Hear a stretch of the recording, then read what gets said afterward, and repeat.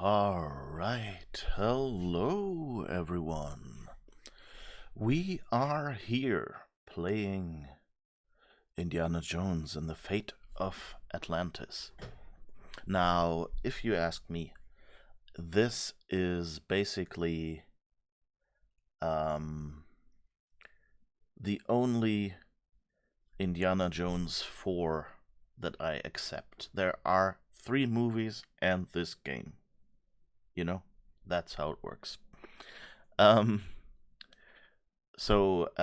Admittedly, I'm not cutting out other games. I've seen a few games that looked interesting. I think I saw someone play Emperor's Tomb recently, and that looked okay. It looks a little dated today, but that's about the worst I could say about it. And hi, Tony. How's it going? Have a good morning. Thank you for subscribing. 2-month subscription. Hell. I'm doing fine. I've actually got the week off, so I'm relaxing and streaming a little at times that I usually wouldn't be streaming at, and trying to come up with what games I want to play for this time. And so I thought today, since I recently saw someone, heard someone refer to this game, I think, or maybe I even saw someone playing it, I don't remember. Anyway, it's been on my list of games to stream. I've played it before, but it was years ago, and so I thought, hey, it's in my library, I haven't played it in ages, let's do it. So this is, by the way, no fancy setup on my part. This is the regular Indiana Jones and the Fate of Atlantis that you can get on Good Old Games, GOG. Yeah, and all I did was, after it started up, I F5'd and went back into the launcher to change some settings. Oh, and I switched it to windowed mode and activated borderless gaming, so I'm actually seeing it in very nearly full screen, like just black bars on the left and right. Am I seeing it on my big 4K screen? So I'm seeing it, it's a pixelated game. It's I think it only ran in 640 by 480, right? Or might even have been a little smaller. I guess with the word bar at the bottom, it's actually a little smaller at the least. Might be 512 by 384 or something. Or maybe even smaller. Because I think even at the time they used pixel doubling with like a little smoothing effect to make things look nicer. But anyway, yeah, so this is Indiana Jones and the Fate of Atlantis.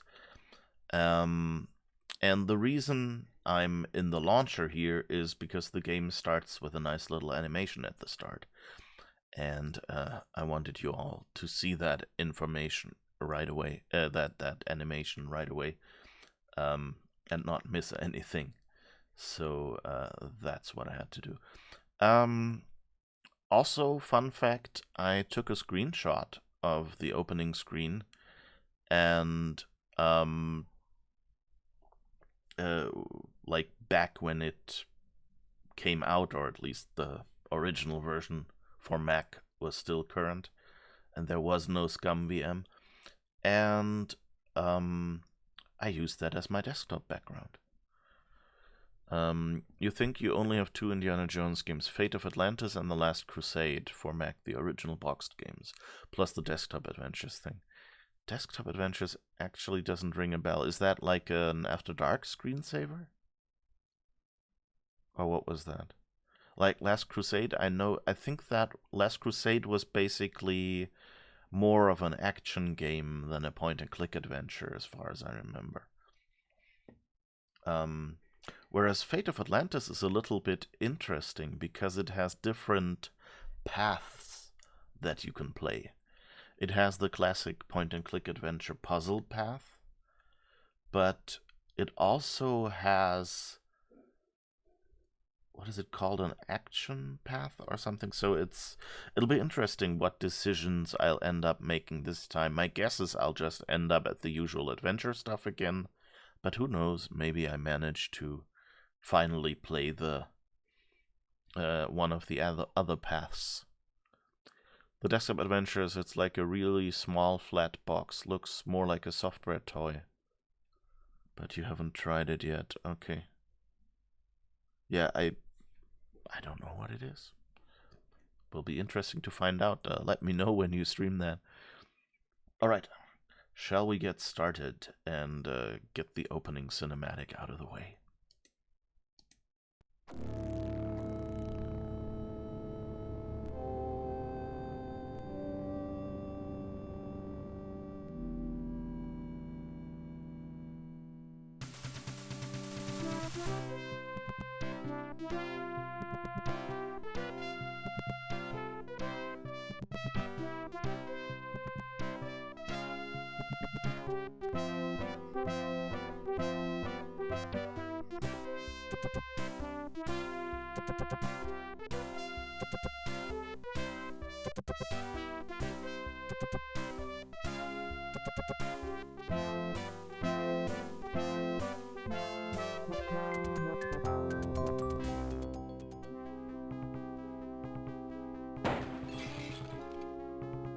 All right, Jones, how you gonna find that statue and all this junk? Alright, I love this how it starts. They've simplified it. So basically, by the way, this this screen is basically the one I used as a desktop background. I think I made Indy walk behind it or something. Don't remember what I did to get him out of the way. Or maybe I took a screenshot right before he barged in. It's a stone carving of Shiva.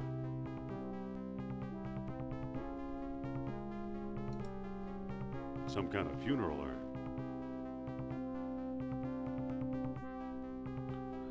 Statue and peculiar statue sound like they progress the game. So let's look at the rest. It's a copy of an Egyptian statue of Horus. Marcus still thinks this chest belonged to Columbus. It's a genuine candlestick. Genuine candlestick. It's a medieval gargoyle, or a good imitation.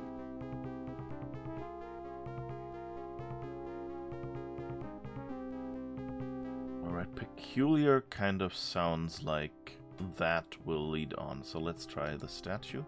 Poor Marcus. He thought this was a Maasai warrior.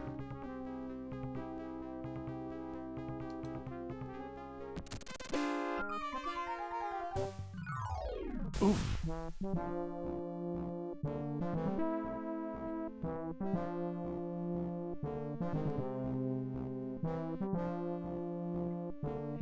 I love this intro because at one, it's, you know, the opening credits like in a real Indiana Jones movie. And on the other hand, it's like a little tutorial, you know, you just learn, okay, there are things I can point at, they will tell me what they are, and if I click them, you know, he looks at them. And I also love the animations they use, and like the action they immediately give you at the start. Like, they don't go like, here is the game, this is what you use, or whatever. They just go, poof, throw you in, look at stuff, explore, and you know, that's exactly my thing.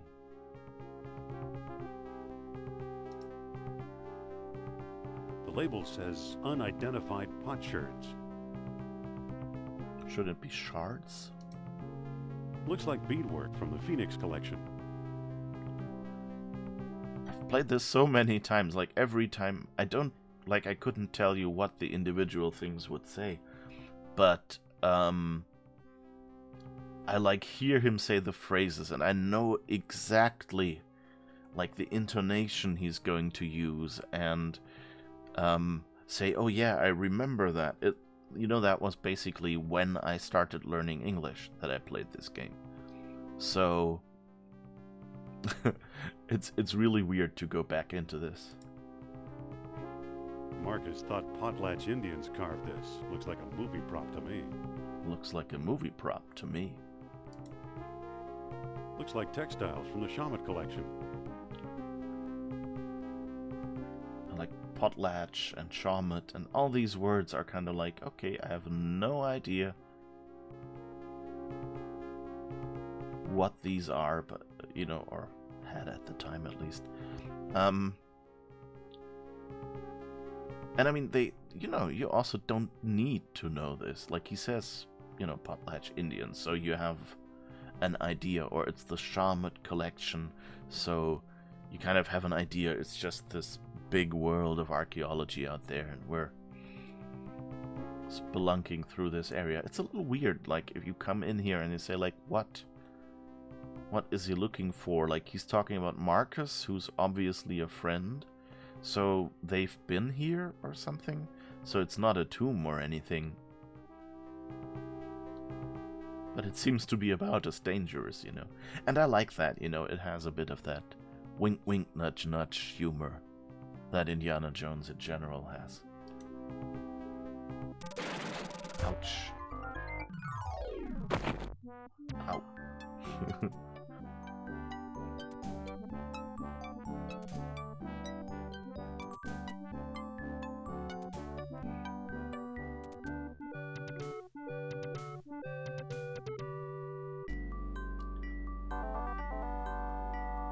And also, like, this music, it's I really love that because it's the music is written like back then, there were no MP3s. All audio you had was basically uncompressed, so you couldn't fit much at high quality onto a disc. And I think at least the version of this game with voice already was on a CD, but I'm not sure. I think this game might have come on floppy disk. I mean, Tony, you might remember better than I do. Like, by the time I got these games, I had like a CD with like 3 or 4 LucasArts games on them, like what was it called, LucasArts Treasure Chest or something like that.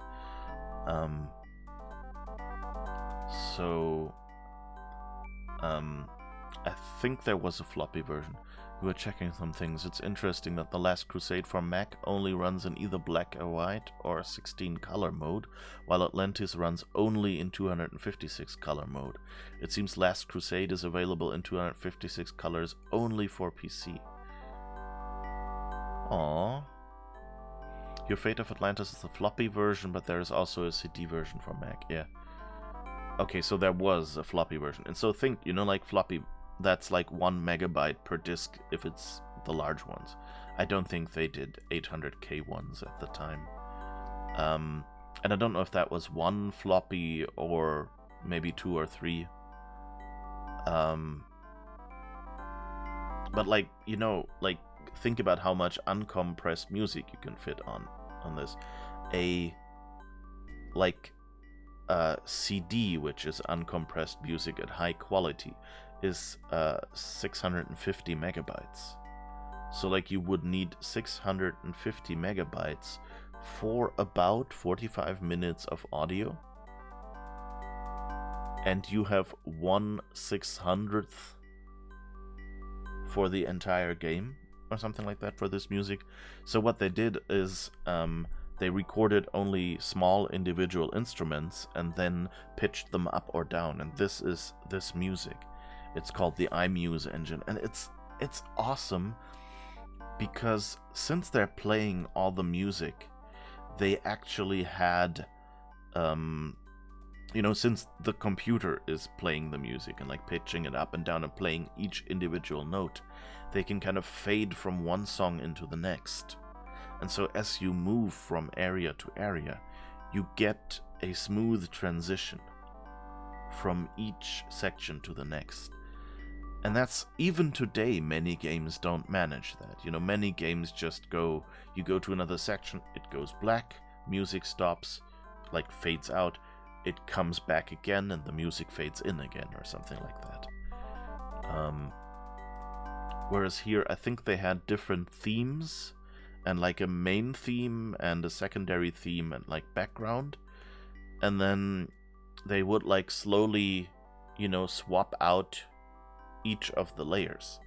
And since the composer had designed it so some of these layers worked with each other, you know, so the composer just went, okay, I don't know, the baseline is the same for the entire screen, and then if you go to the right area, we have this twinkling music that is, you know, for the waterfall or whatever, and then for the left, we have a different kind of music, you know, that is maybe more deep and hollow for the cave or whatever, so that you get the feeling as you walk out, and it kind of moves from that one section to the that one theme in the music to the other.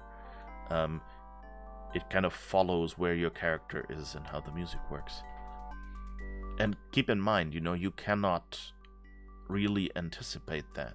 You know, a player may go over here and then may go back, you know, and that's several times. So you'll have to kind of go, okay, if he's been over here long enough, then Indy gets new music, kind of something like that. I think I've read them all. Books on tools. Now, I don't want to mention any names of characters, but books on tools. There's probably one about the main villain for this game. No. I don't need them. They're just textbooks.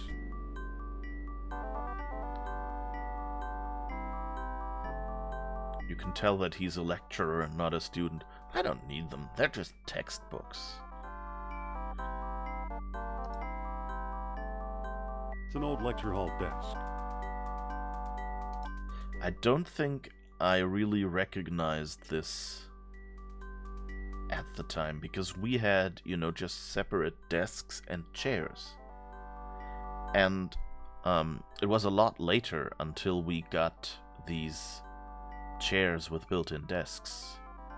And we only had them in certain classes. Like there were certain special, like the music classroom had these. So it's funny to go back here and say, I probably had no clue what this was. Or I thought, you know, this is a mistake. This looks like a chair, an armchair or something.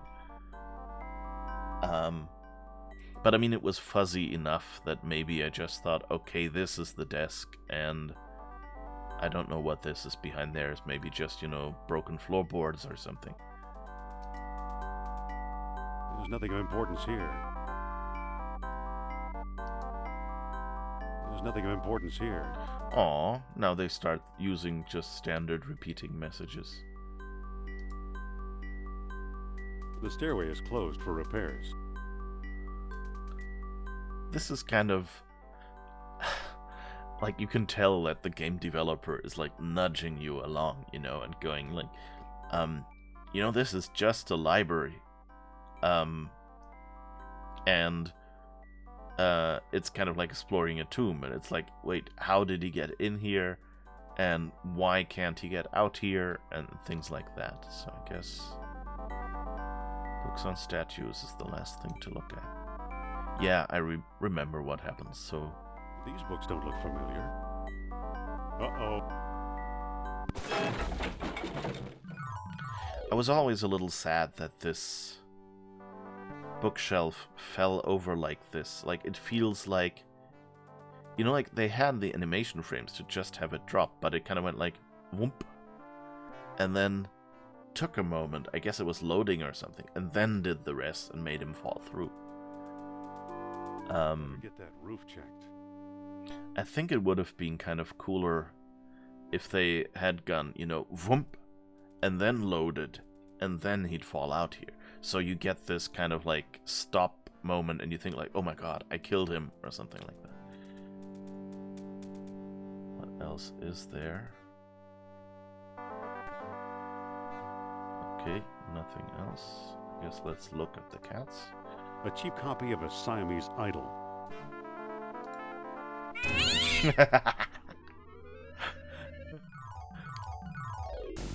I just love this moment. It's, it's so cheesy, and it only works in an adventure game. Like, you see there's a statue and there's a real cat, and it's not really dark enough or anything. And it's also cool that basically they have the same animations for him standing up and things. So there's a certain economy, but it's also very, very lavish animation and special purpose animations just all throughout this scene. And I wonder how much was, okay, we maybe use this later and use this later. I don't know if this animation of him like jumping back in fear and stumbling backwards and falling, if that's ever used again in the game. And I mean, that was part of budgeting for games back then, Like, we can afford, like, we have to make this game with this budget within this time, because if we take longer, then we don't have enough budget left to pay the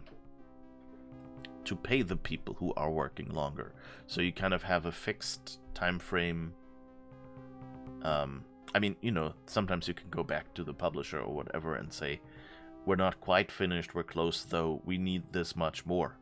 But like, when you're planning, of course, you plan to stay within your budget. And so, you have that many special purpose animations that will be used like once or twice in the entire game. But most of the animations will just be the generic pick up, walk left, walk right, something like this. It's hot. It's hot.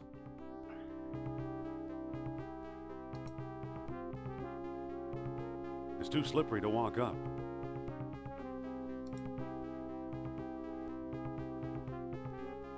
There's a dirty rag. It's a greasy old towel. Oh, but we can't pick it up. Okay. Admittedly, this is the tutorial, so they don't give you an inventory yet. They don't have you pick up stuff or something. They just want you to be in the story.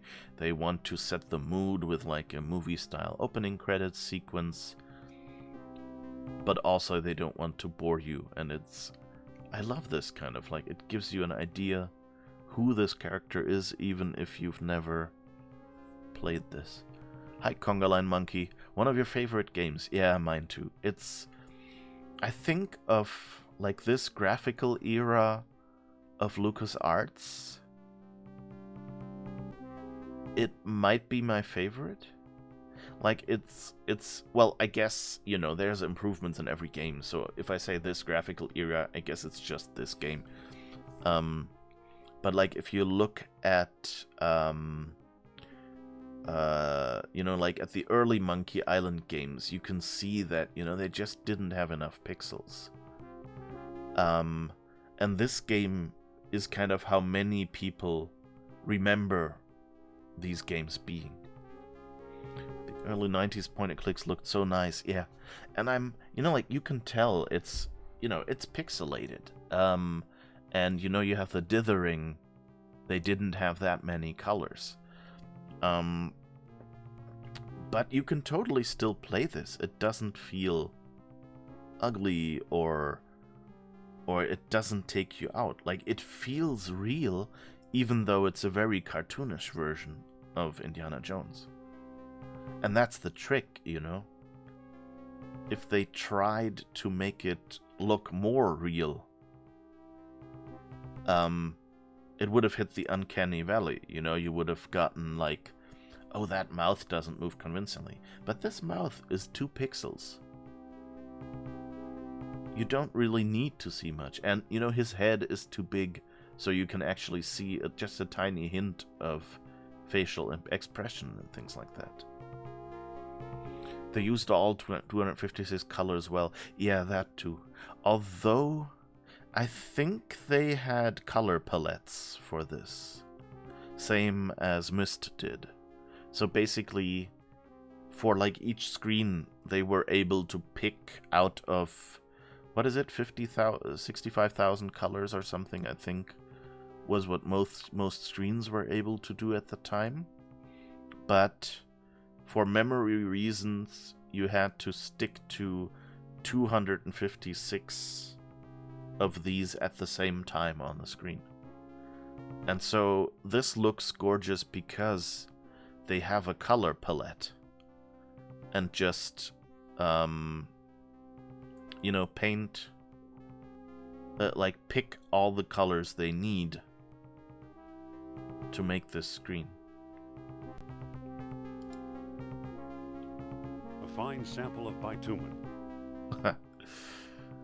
The copy protection spindle thing for the original game is kinda confusing at first. Took me 3 tries to get the code right, even though I have the manual. I just installed it in Basilisk to try also here. Super curious to see how it compares to this ScumVM version, even though I technically should be doing remote work right now. I won't tell. Don't worry. What was the copy protection for him? I remember the Monkey Island one with the witch pirate was hanged in Tortuga in this year. And things like that. Or what was it? What year was this pirate hanged in Tortuga? And then you kind of took the bottom and the top of the face, turned like the inner disc to get the bottom of the face to align with the top, and then picked the window for the right city, so Tortuga, and wrote that number out. I don't remember what the copy protection for this one was. It had stone discs aligned in different ways on the pages of the manual. Ah, okay. So it was like, go to this page and look at the stone disc printed there, or what? That was a common... I think Sierra had something like this. That they had, write the 5th word of...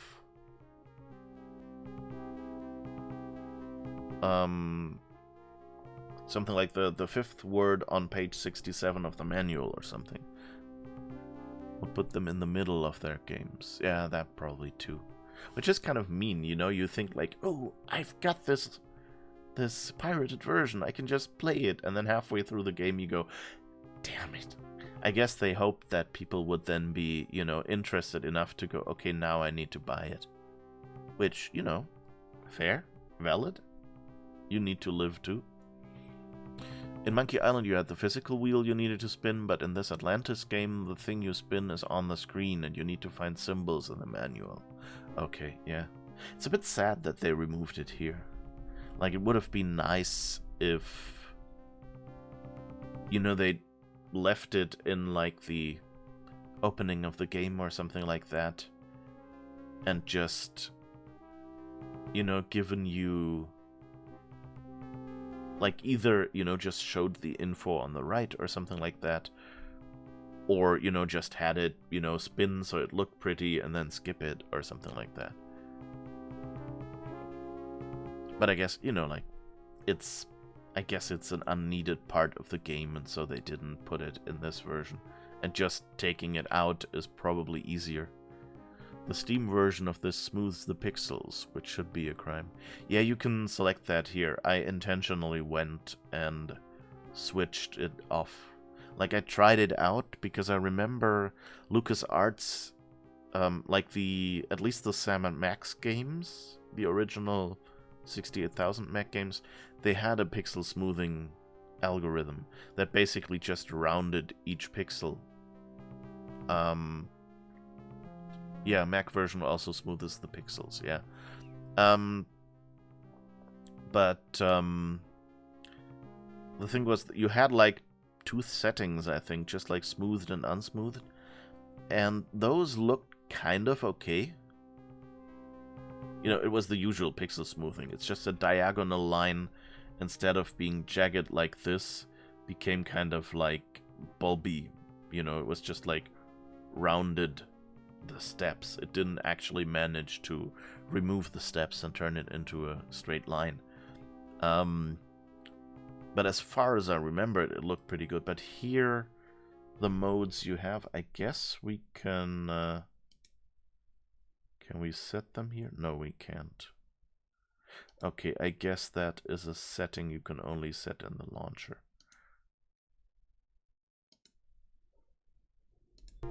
Let's do an autosave just because I feel like it. But the smoothing here, I think, is basically some sort of OpenGL filter or something. And I never really liked it. It just looked so fuzzy. And the LucasArts original smoothing, it didn't look fuzzy. You know, it didn't use more colors. It just used more pixels. Like, I think it basically went and, you know, prioritized the bright pixels or something like that. And so just if it was 50%, something like that, I don't remember.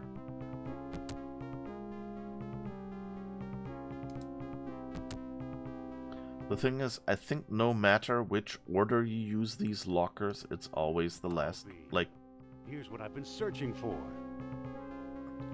Like it's, if you open this one last, it'll be in there, I think. Strange looking thing. I wonder where Marcus picked it up.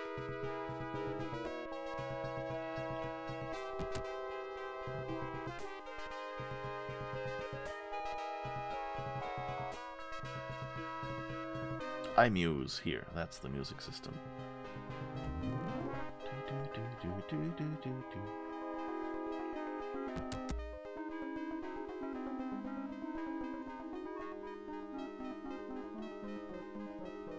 I remember sitting there in HyperCard stacks and going like, how can I do this that something gets smaller towards the back? Because when you made a button in HyperCard smaller, the image was clipped. Exploring our collections can be dangerous, Mr. What was your name again? Smith. Tell me, did you find a lock to match my key? You bet I did. Take a look. What are you waiting for? Let's open it.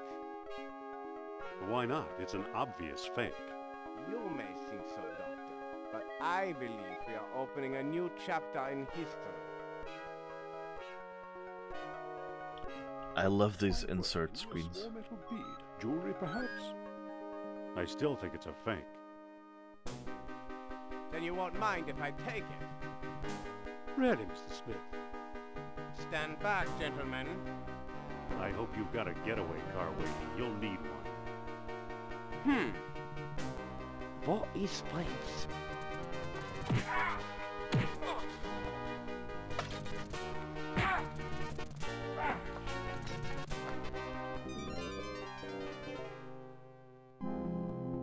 He got away. But we got his coat, Marcus. Hey, what's this?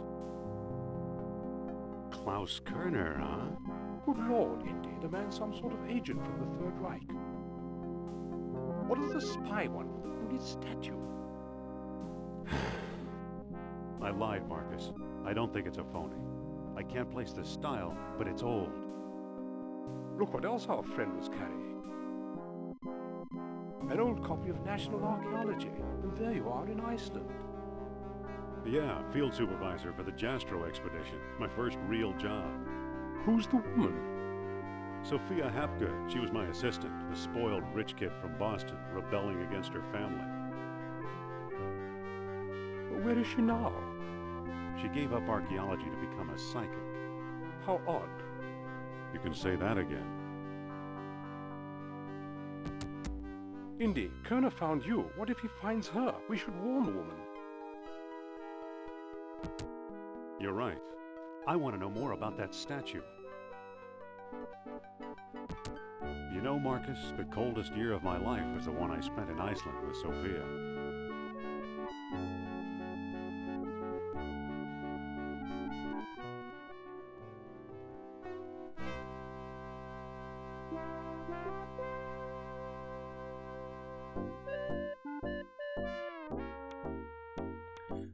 And this, ladies and gentlemen, is why in-engine cutscenes will always, always, always be better than having, other cutscenes, because it just fits in so smoothly. Like, you have the moment where you interact, then something happens, then you go back and can interact some more. It really feels good. The only modern game I've seen that has kind of something similar is Sony's Spider-Man game from, 2017, 2018? Which has these cutscenes and then Spidey swings away,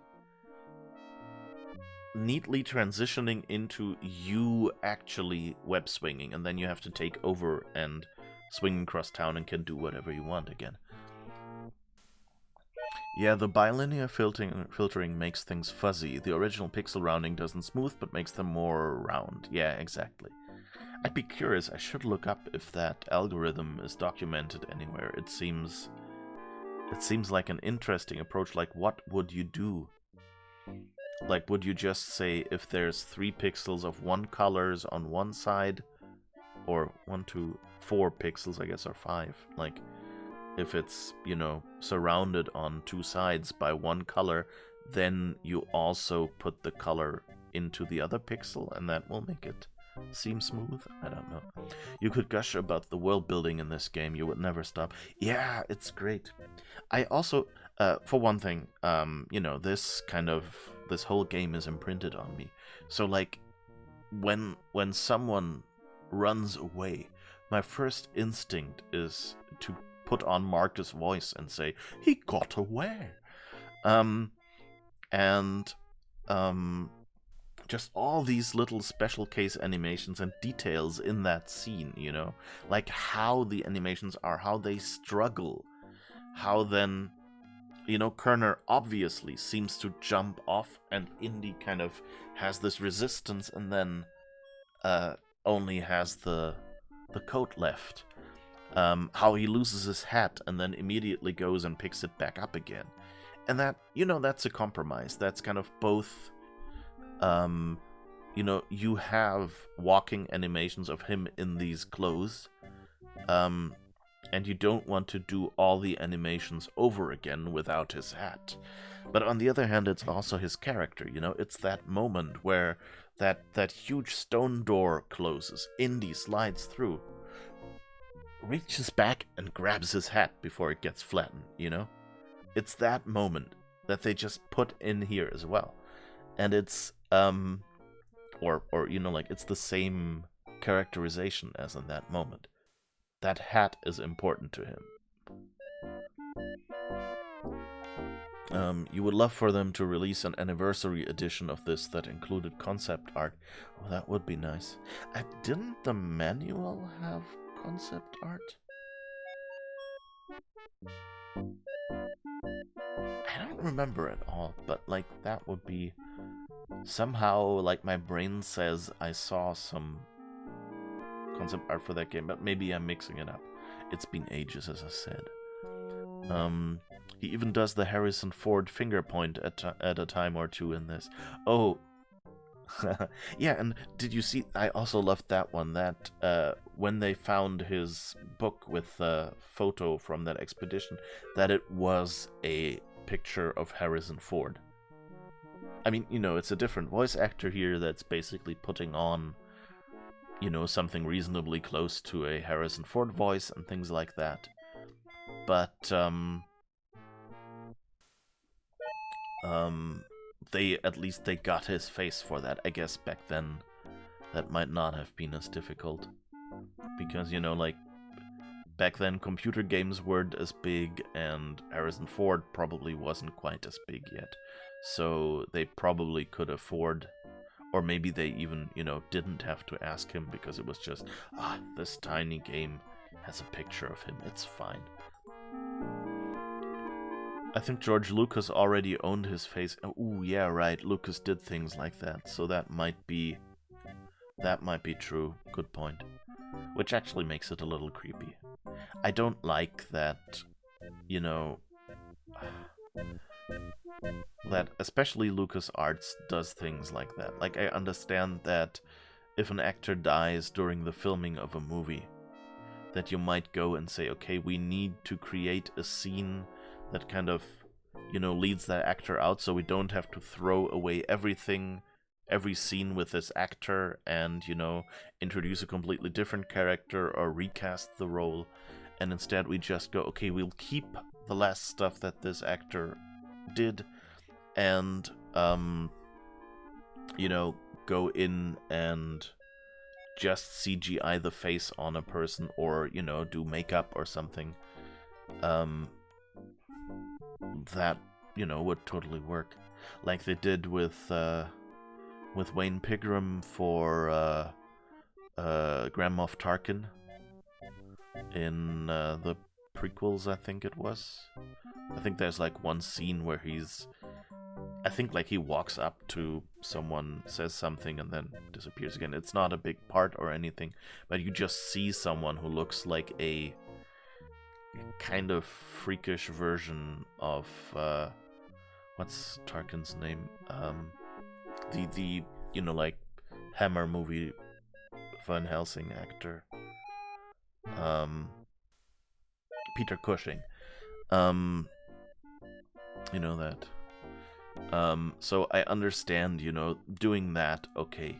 But then going beyond that, and like when someone is dead, using their face to create more films with that.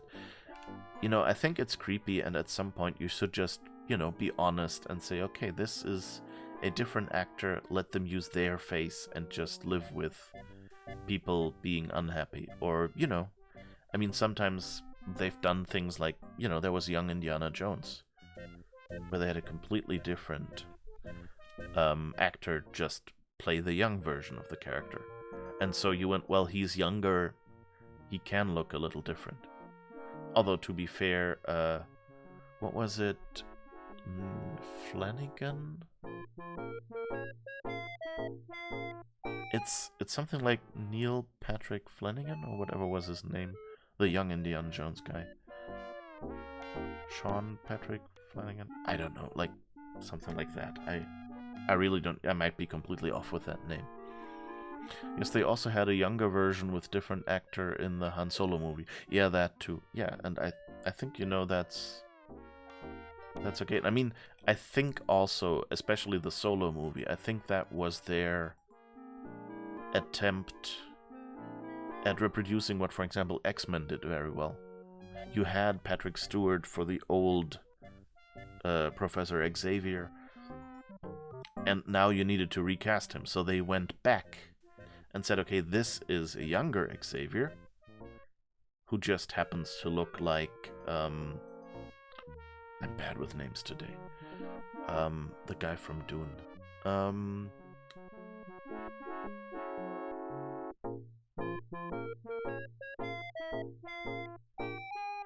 And from, well, the guy who plays young Xavier. I feel so bad not remembering his name. I usually, it's there usually. I've seen him in so much stuff, and he's really good. But anyway, and so, they managed there, and now they can tell all the stories.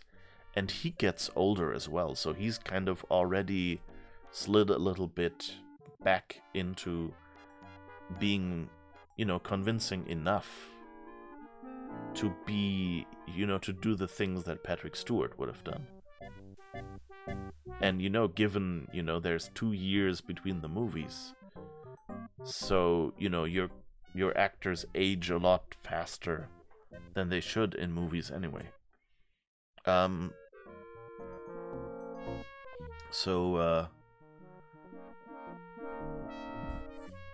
Yeah, I really don't see, there you see, they recast a character, and nobody batted an eye at it. And they actually did the whole thing where they went, okay, we'll get the old actors for that one future scene and things like that. So that was also a nice touch. So that you just say, yeah, sure, that's all the same, it's the same guy.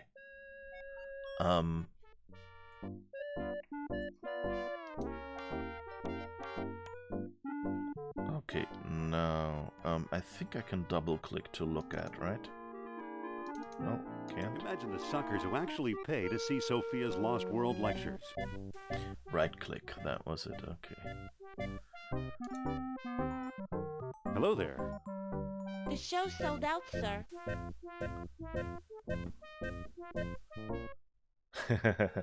I like that. It's just but dash dash. Now wait dash dash. Hold on dash dash.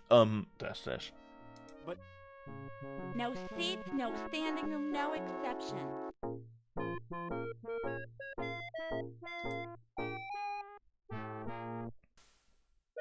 it's today's paper. I'm so used to double click being the default action in such games, but I guess that happened like one game later or something. It's today's paper. Wait, pick up is I think what I wanted to try. Yes. It's today's paper. This was taken a long while ago, when I thought we might like each other. It's nice that they kind of put the pictures so that she's smiling towards him and he's kind of looking over at her.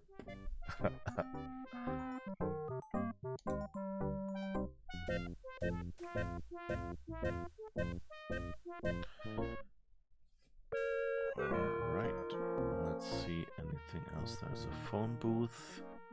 I wonder what happens with the taxi. Grand Central Station, please. Oh, you can actually go back to the college?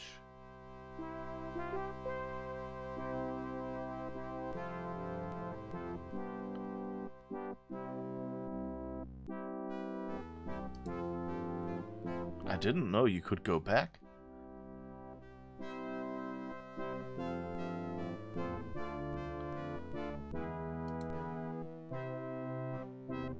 Nothing up here but a few broken pots. I better call a glazier. I never heard the word glazier before. I don't think I ever went back here. It's funny because like a glaze is usually like lacquer on something, as far as I'm concerned. But in German we have Glaser, which is like glass, or so that's so that glazier might be a Germanic word here is cool. I wasn't aware of this. What's this shelf? Here's a thuggy idol. Thuggy? Okay. Ah, letters from the school principal to my dad. They all begin the same way. Regarding Henry. Is that regarding Henry Sr. or Jr.? Oh, hi, room 215. Thank you for the stretch. Glad to see you here. Come on in. What was it in, what was the Pig Latin, incantation in Sam and Max? Come in, the water's fine. I wish that purple meteor on the top shelf would stop glowing. Purple meteor. Oh, I think that's a Maniac Mansion reference. Probably. Yeah, it's fun. Like you can just repeatedly click I it. really should catalog this stuff. Okay, now we're done. Just as I say this. Icebox. Phew. Guess I should have cleaned it out. I guess it's mayonnaise, but it looks like used motor oil. Oh. You might need that. I don't remember if I ever went back here. I wonder if there's some spot that the story leads me back here.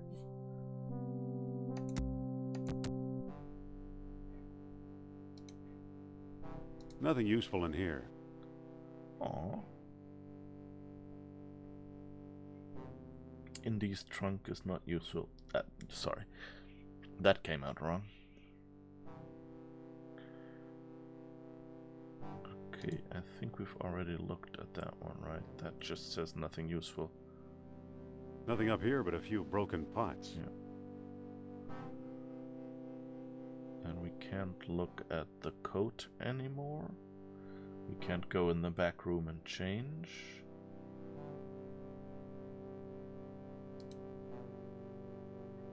Can we go out the window? I don't think that'll work. I can't move it. I can't move it. It doesn't seem to open. Okay. It doesn't seem to close.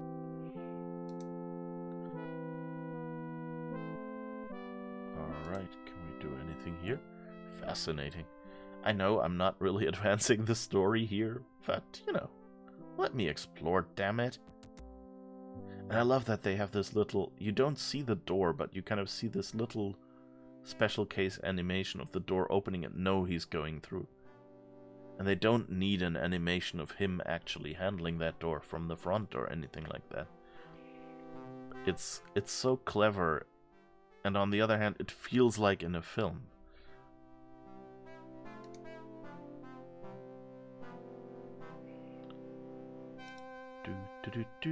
Oh.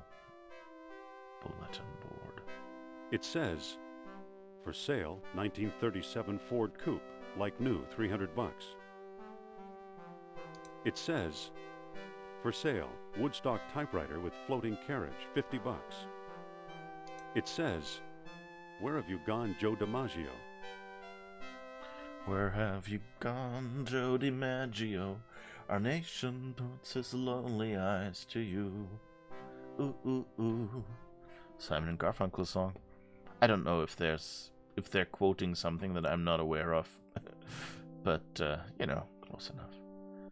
It says, for sale, Woodstock typewriter with floating carriage, $50. Okay. I guess we're done here. The stairway is closed for repairs. Okay, that's where the exit we couldn't take. I guess we can go back into the cellar if we wanted to. Can we now pick up the rag? Yes.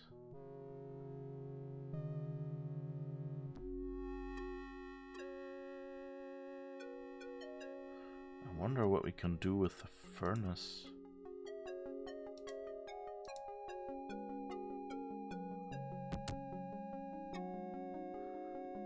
Okay, I guess we can burn something in there.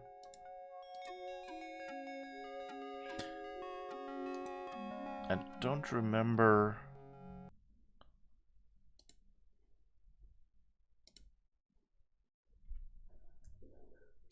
whether I guess it's mayonnaise, but it looks like used motor oil. I don't want to incinerate that. I don't want to incinerate that. Okay, he's preventing us. That's good. Can we pick up some coal? Yes. A fine sample of bitumen. So I don't remember if this is something I always missed and therefore didn't have stuff.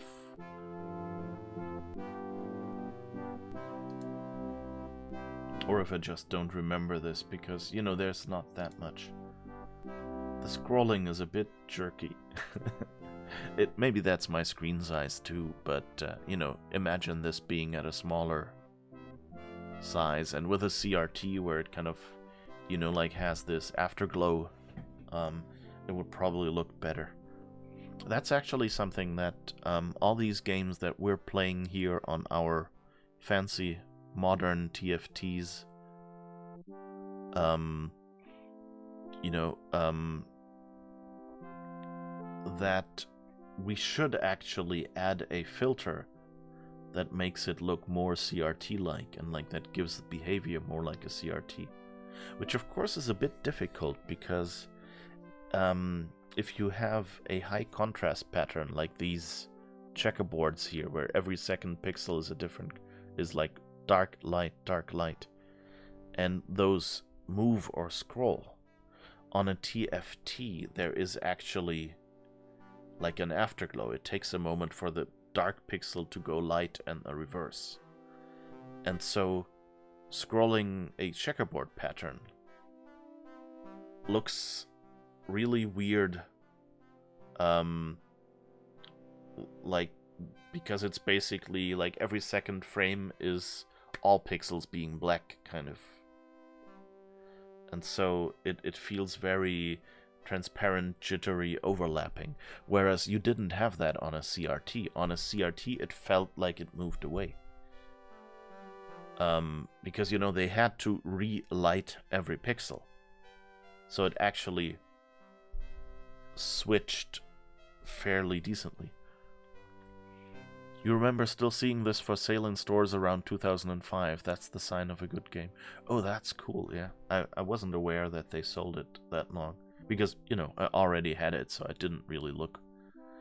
But yeah. I mean, this game works well. Strangely, the Amiga version scrolls smoothly. Yeah, maybe this is just like the way the graphics engine was designed or something. I don't know. I think I actually set a toggle somewhere to make it like it said something like Mac mode, and I thought, okay, that will look the closest to what I'm used to. Alright, I guess we've done what we can there. That was nice. Nice little detour. And of course Amiga had scrolling and of course sprites built into the graphics hardware. Whereas Mac OS, for example, and DOS as well, they didn't have dedicated, you know, graphics hardware. They just had a back buffer and the CPU would do all the work. So it makes sense. Oh, I wonder if I should have thrown the coal into... Well, I guess we don't have to go back now. I also like that there's cars passing back here. You know, you could have left this just like that, but they went like, okay, here are blinking lights around the marquee, and there's a car driving back and forth. And I mean, it's generally the same car. It just sometimes goes right to left and sometimes left to right. But, you know, it's just one sprite that gets flipped. And that's fine because, you know, you usually don't stand there looking at it. It's just part of the ambiance.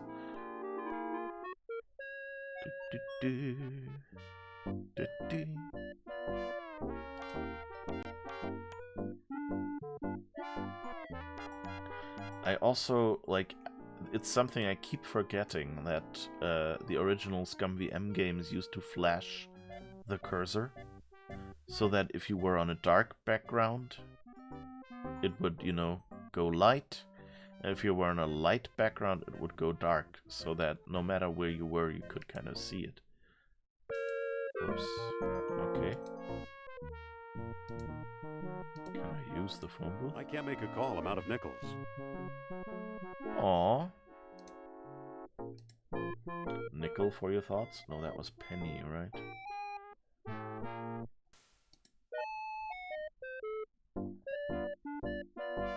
I guess open. It's unlocked. What do you want, pal? This ain't no ticket office. So here's the thing, there's a kind of Sokoban-like puzzle here, where you go through these crates. Or you can pick a fight with him, I think. So let's see if we can do that, and if I remember which buttons to push for combat or something. The interesting thing is there has been no tutorial here, you know, how to use these verb interfaces. It was just assumed that as soon as those pop up at the bottom, you will know click open, then click on something else to trigger it. Because, you know, you had a manual, it was in there.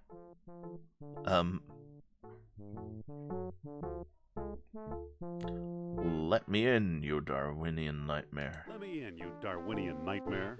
Was that an insult? Well, what do you think?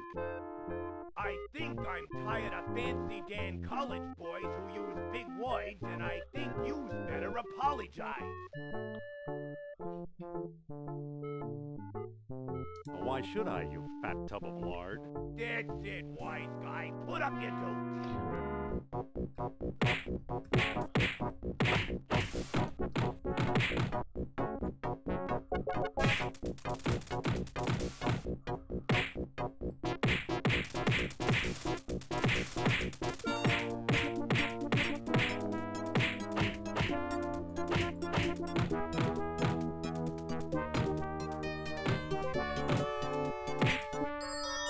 Oh, I didn't really. That'll warn ya. Okay, but I want to try that now, because I've never done that fighting path. Phew, lucky that wasn't a Nazi spy or I'd be dead.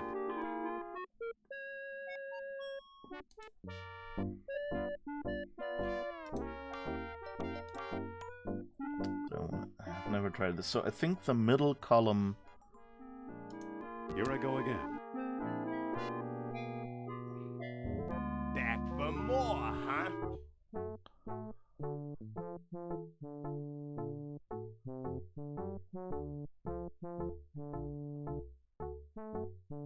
Wait, I'm sorry I offended you. Oh, in that case, what do you want? Let me in, you Darwinian nightmare. It's not too late to apologize, Buster. You can't apologize to a vegetable. Now you've done it.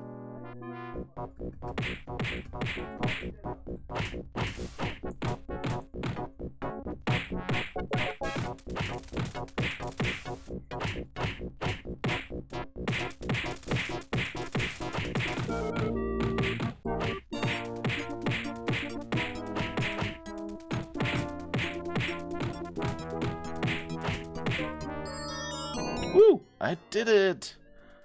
And that just by focusing on attacking.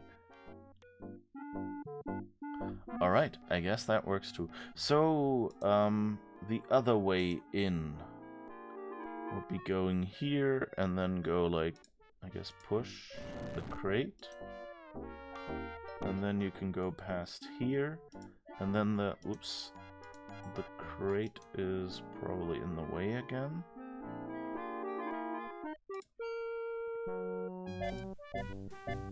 No. Go back. Walk to crate and push that one. I can't reach it. I can't reach it. I can't reach it.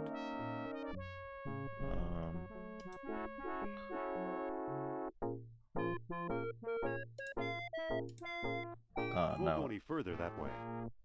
Okay. That was it. Okay. The way looks blocked.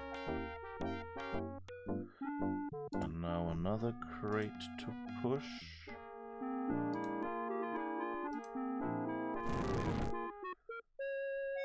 And so that's the other way that you can use. You can go through the fire escape. Of course, it's a bit annoying because...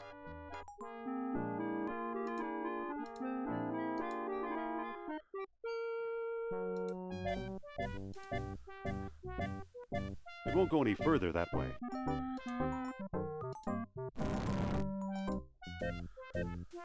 Okay.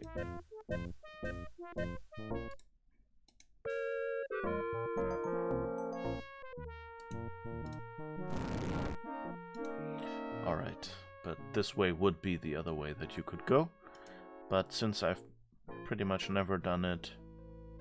Okay, so otherwise you just walk in from here, I think. So this totally still works. Wait! You must be the new doorman. About time they got rid of Biff. He was such a pushover. Your way into the theater is what determines the route that Sophia suggests you take later. Okay, cool. Yeah, so I guess we've switched to the fighting path now, which let's see how far I get. But you know, I've never actually, I've usually played the puzzle path, so this was a I wanted to do it differently now. So let's see.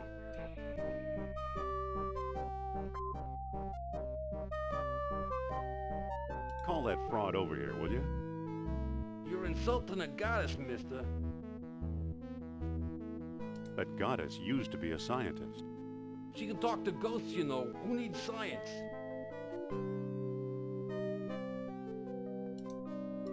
Excuse me. Take it easy and watch the show. Here, my friends, is Atlantis, as it might have appeared in its heyday. Her animations are so great. Prosperous, socially and technically advanced. Beyond our wildest dreams. 5,000 years ago, while everyone else still wore animal skins, the mighty spirits of Atlantis dared to build a city where knowledge and power were united in true happiness. Centuries later, the famous philosopher Plato wrote about it. He placed Atlantis on a continent out in the deep ocean and described how it was divided into 3 circular parts, such as you see here. Isn't she something? She can go on for hours.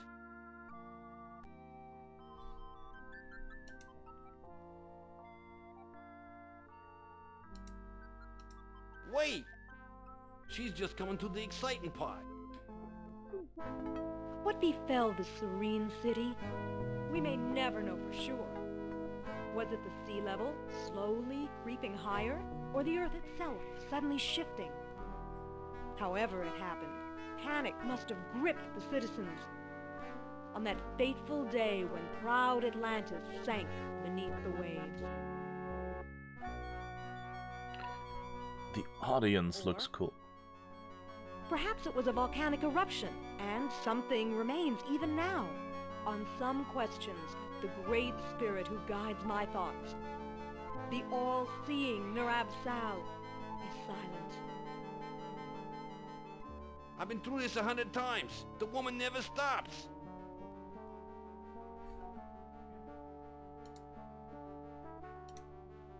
Excuse me.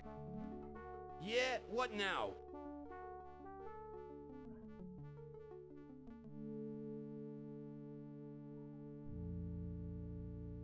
You look tired. Wouldn't you like to call it a day? Nah, sooner or later I get to run the ghost out there. That's always a big moment.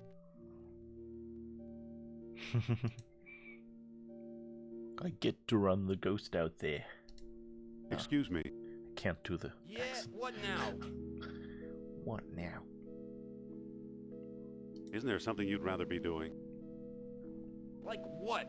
Show business is my whole life.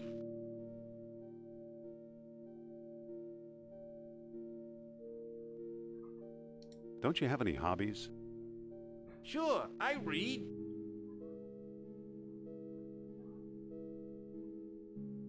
What if I give you something to read? I might take a look.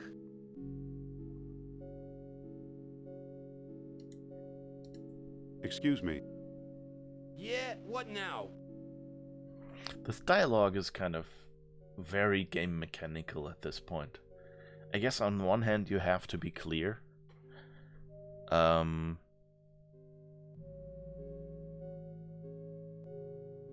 you ever get bored? She does rattle on, but I've got a job to do. Okay, we have a newspaper and the National Archaeology. Here. No thanks. I read it years ago. I still got my own copy. He's a fan. Here. Well, the late edition. I wonder if the Dodgers won. Watch the lights while I find out, okay?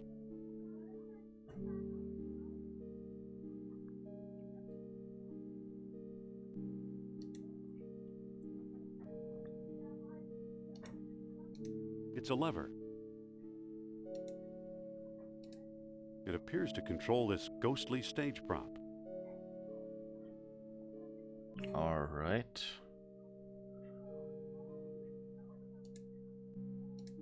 That doesn't seem to work. It won't go any further in that direction.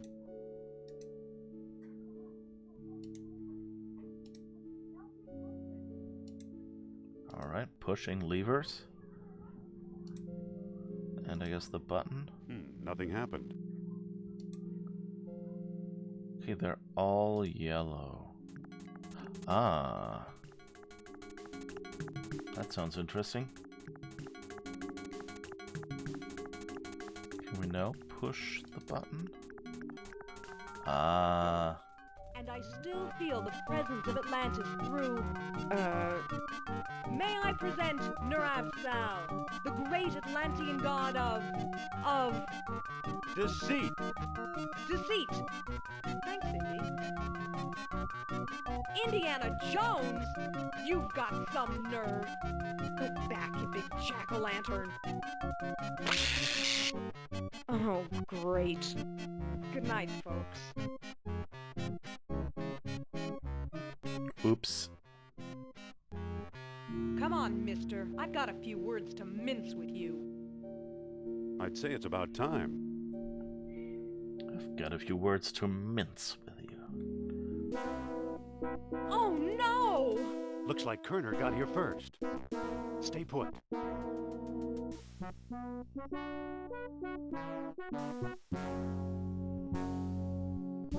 No one here. Nor here either.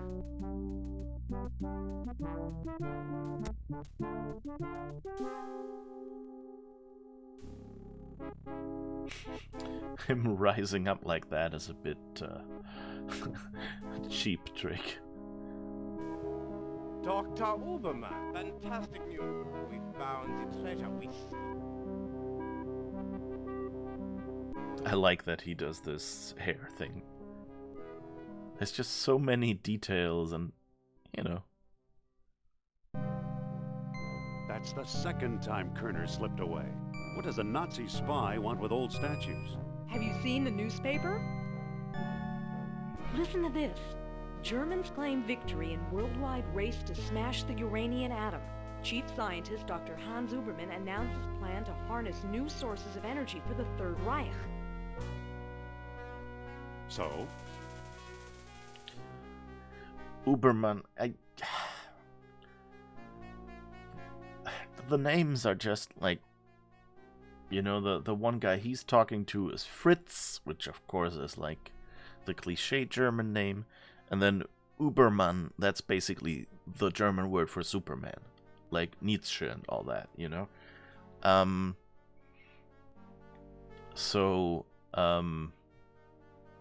Yeah, the names are a little... I mean, you know, it's Indiana Jones. I don't think the original movies were much better there. But, you know, it's just, as a German, I kind of go like...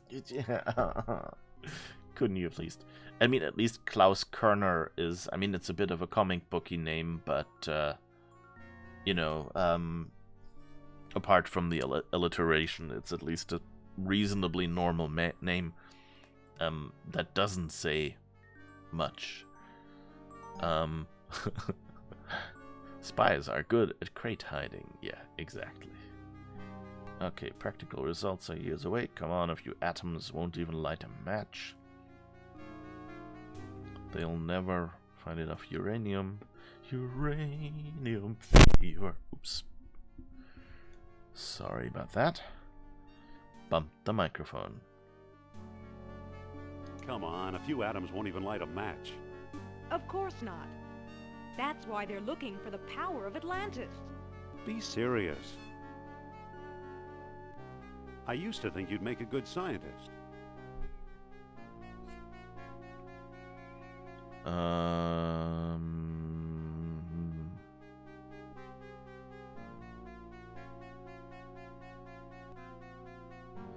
Let's see. I was usually trying to be nice to people. So Let's be very accusing here to hopefully get different results. Yet you stole things from my expedition. Artifacts such as archaeology has never seen. You're lucky I don't have you arrested. So what if I kept a few pieces for myself? Look for a small coppery bead under those clippings in my desk. What do you know? Such nice cartoony animations. Kerner missed the grand prize. What? My necklace. Look Watch away, it. boys. The bead is made of orichalcum, the mystery metal first mentioned by Plato. Now I'll place it in the medallion's mouth.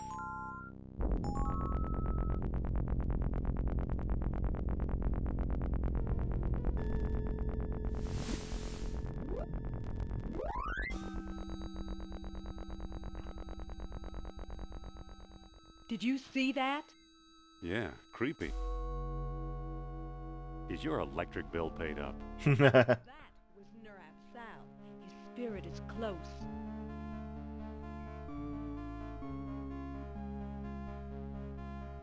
Don't try your psychic act on me. Suppose I gave this orichalcum business any credence, which I don't.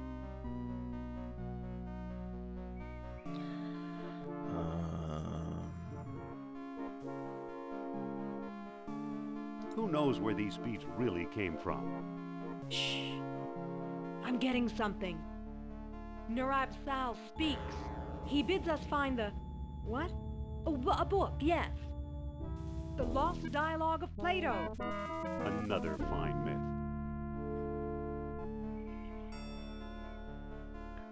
The villain in the first one was Tod, which I'm sure was a play on Toad in German. Yeah. Pretty sure as well. At least they had the decency to spell it wrong.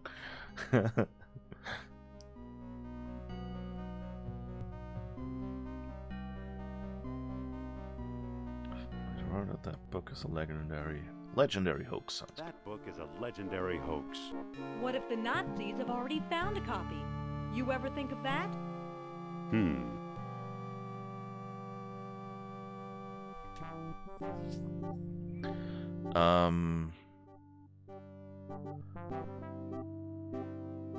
This actually reminds me, you know, there is this thing in, for example, in Star Wars The Old Republic or in the Mass Effect games. So I'm thinking of BioWare games right now mostly, but there's other games that have the same problem, where you only get like a few words of each sentence in the selection, and so that when you hear the voiced version of the sentence, you know, it's not just repeating what you just read to decide whether you want to click it. And of course here we don't have that.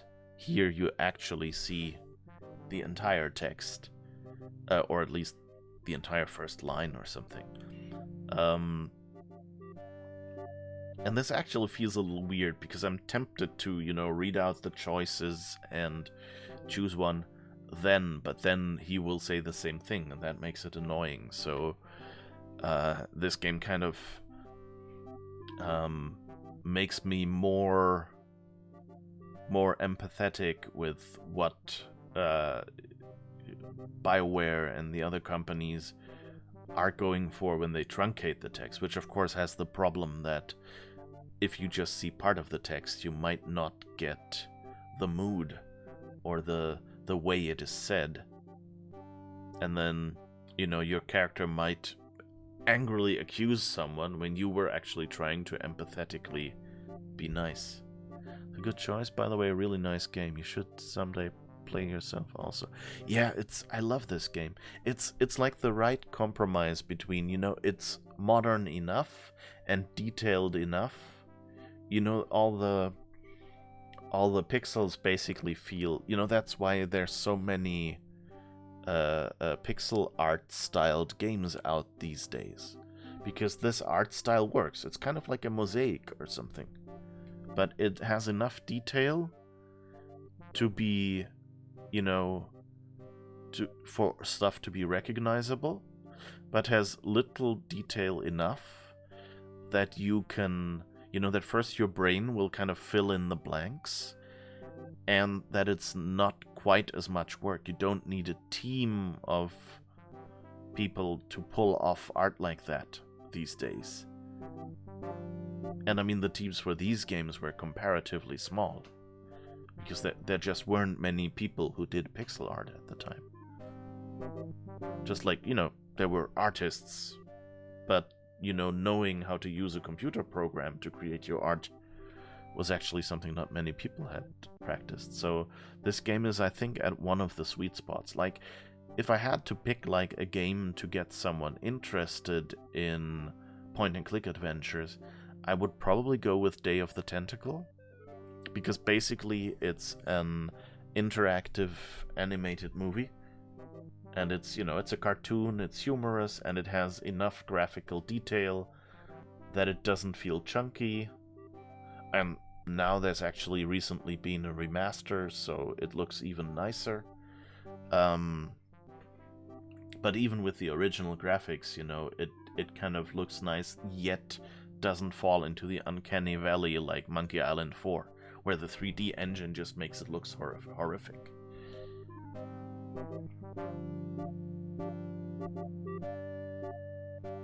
I don't like these dialogue choices a little bit, because it's just like, how did they get interested in, like, where did he pull Iceland out of its ass, if you say these phrases? So basically they assume you found this stuff in Iceland, right? What were these pieces doing in Iceland? I guess that was where they were, we saw in the book that was the expedition she stole the stuff. So these two sentences kind of make sense, and these ones are kind of jumps in logic. But I guess this one isn't really, because Indy found the book with Kerner. But it's still like, it feels a bit, like half a sentence.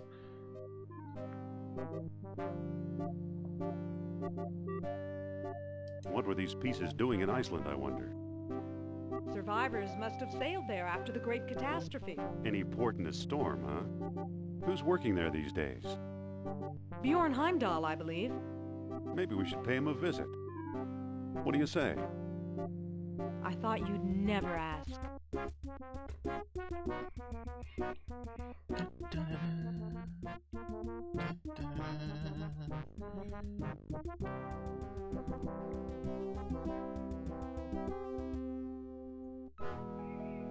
I think Indiana Jones theme was John Williams as well, right? Oh, I just remembered what I wanted to say, but I didn't want to speak over the opening cinematic. One of the things... So I didn't have Macromind Director, as it was called back then. So the animation program that you would use in the 90s to, for example, make something like this. I mean, this is ScumVM, this is a purpose-built engine, but if you wanted to do modern animations with like 640 by 480 or something, that's the program you used. Was sort of a predecessor of Flash. It's not really like Flash was a parallel project by a different company that got bought by the people who made Director, and then the ideas kind of got merged more than the products. But I think Director even had Flash export at some point, I think.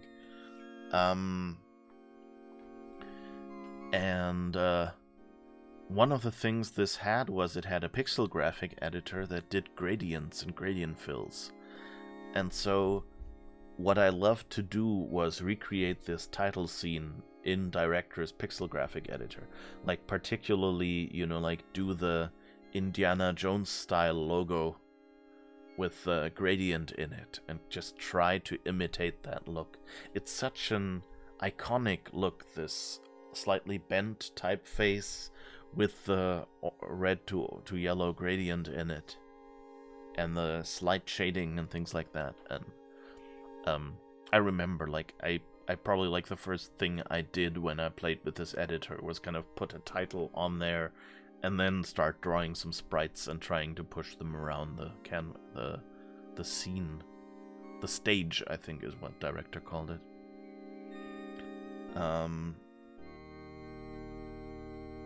And I love how wasteful this game is. Like, for its era, usually you made every room count. And this is just an establishing shot. You know, it's really like a movie in that regard. You just see, okay, you're at a dig site, it's kind of off the beaten path. There's a truck, there's the encampment where they live, and that's it. And then there's a door. There's not really much here. Why would you need this entire place? And I mean, it fulfills double purpose, and I'm sure there will be a puzzle later. I vaguely remember something that this truck or the camp, I think the truck is involved in something.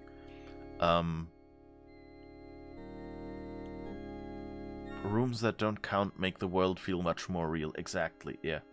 And it's just like they could have done that, you know, like they could have done a screen, like with, for example, they could have done the inside of this cave and then have you see the truck through the door. And so you can just have Indy walk out, manipulate the car somehow. But they didn't do that. They put an extra scene basically just for the establishing shot and the truck. And that just makes this game so much better. It makes it such a good... Like, if you want to do a game, like a exploration or puzzle game, puzzle adventure, like, you know, LucasArts or Myst or whatever, kind of like that, look at this game, see what they do.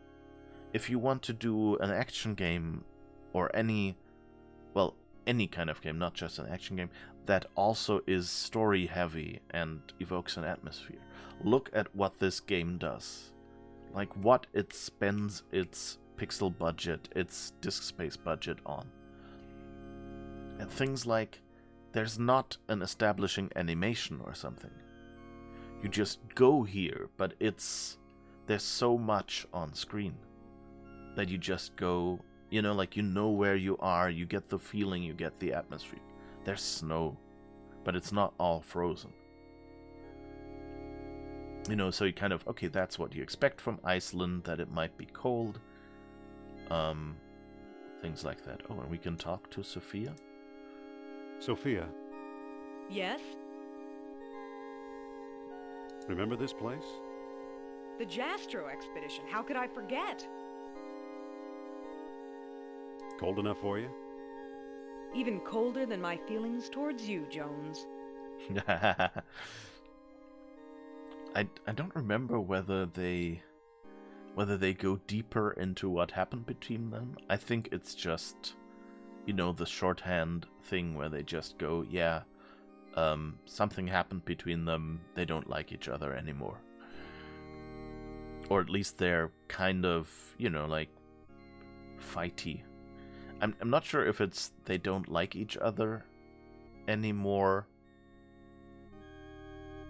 You know, it's that love-hate thing, I think, that so many Indiana Jones movies go for. And all the rip-offs, by the way. Like, what was it called? Dakota Johnson? Or no. There's this... It was also a star actor. Richard Chamberlain, I think? Didn't he do, like, an Indiana Jones-like movie as well? What do we do now? Let's look for Heimdall.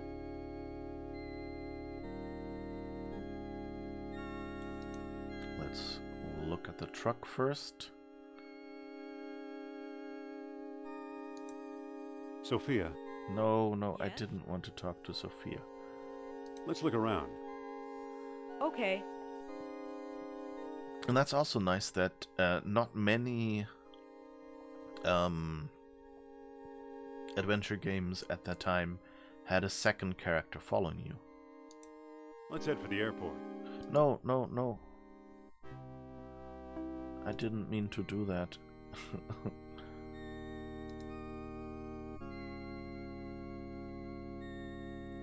It looks like someone's still living here. It doesn't seem to open. I don't think that'll work. Okay, so I guess we can't go inside the encampment? Okay. It's the truck we arrived in. Okay, so this is even just the exit. It's not actually a truck you can manipulate. So that makes it even more I'm not saying wasteful as a criticism, you know? It just feels so extravagantly, like a gratuitous use of an entire screen for the single purpose of, establishing a mood and making things feel a little more real, but it's not really mechanically needed in the game. And it's a good trade-off in this case. Like, there are many games that have like these hour-long cutscenes and everything, but here you just go, hey,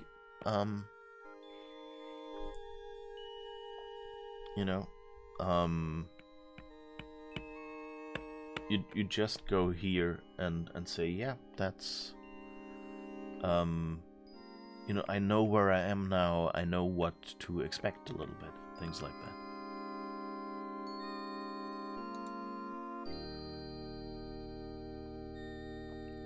It's an eel figurine trapped in ice. An eel.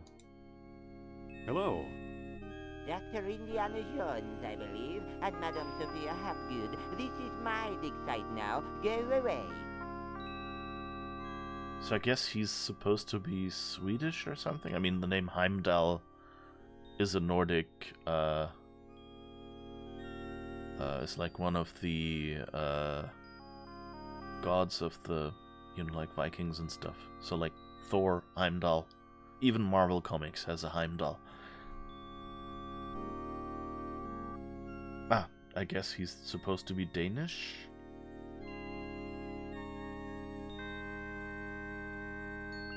Not feeling very friendly today, are we? I like solitude. It helps me think.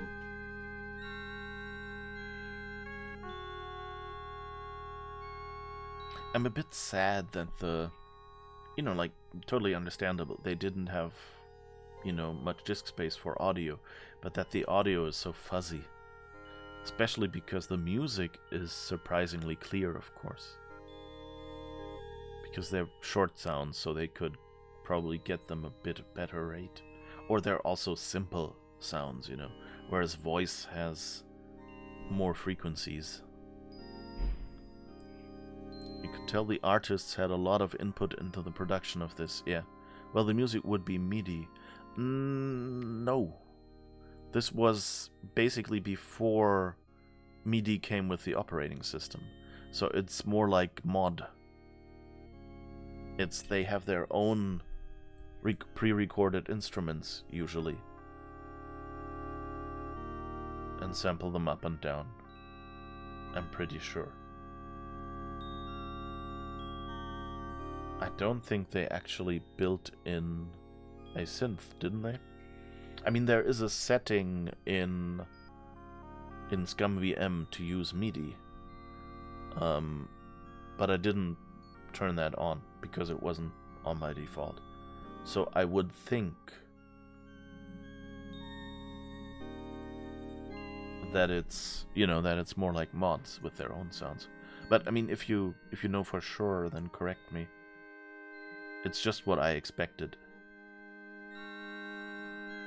I mean, it could be that they just, the music sounds different in different sound cards, so you assumed it wasn't pre-recorded like that. Oh, okay.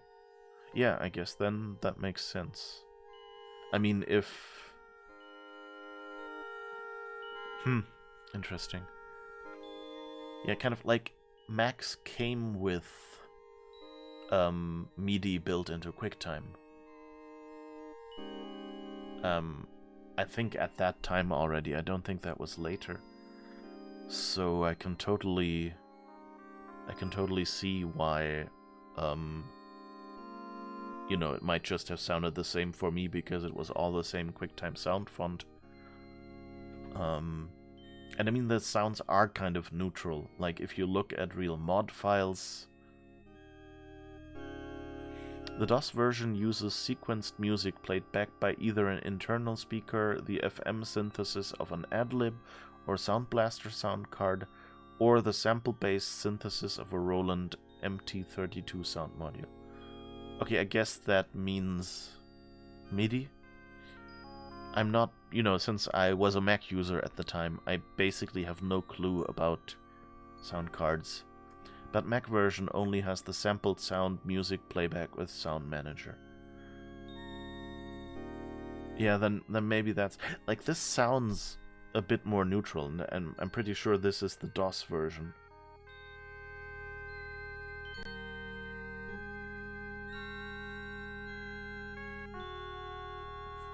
I guess what I really... You know what, Tony? This is your chance, your opportunity. Because we can compare this. When you get around to playing Indiana Jones, we can pull up these recordings and see if they sound differently. Because, like, I'm pretty sure, like, this music sounds too clear. Whereas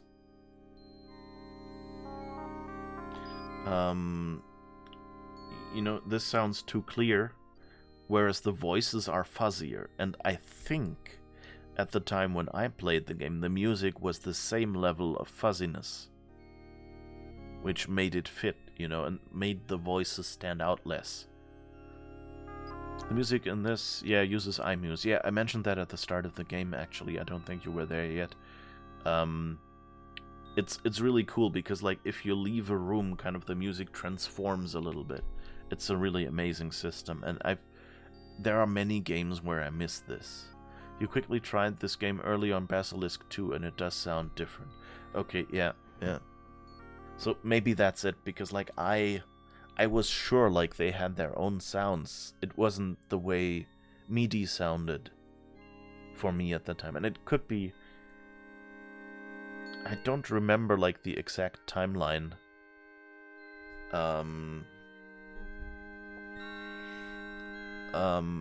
But what I do remember is that QuickTime didn't have MIDI at first.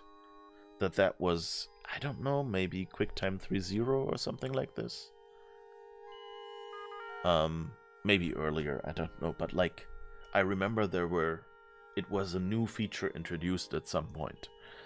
And so I wouldn't be surprised if, you know, Macs didn't come with MIDI at the time this was made. On the other hand, Macs had Sound Manager, which was pretty good at the time. It was better than what most PCs had, you know.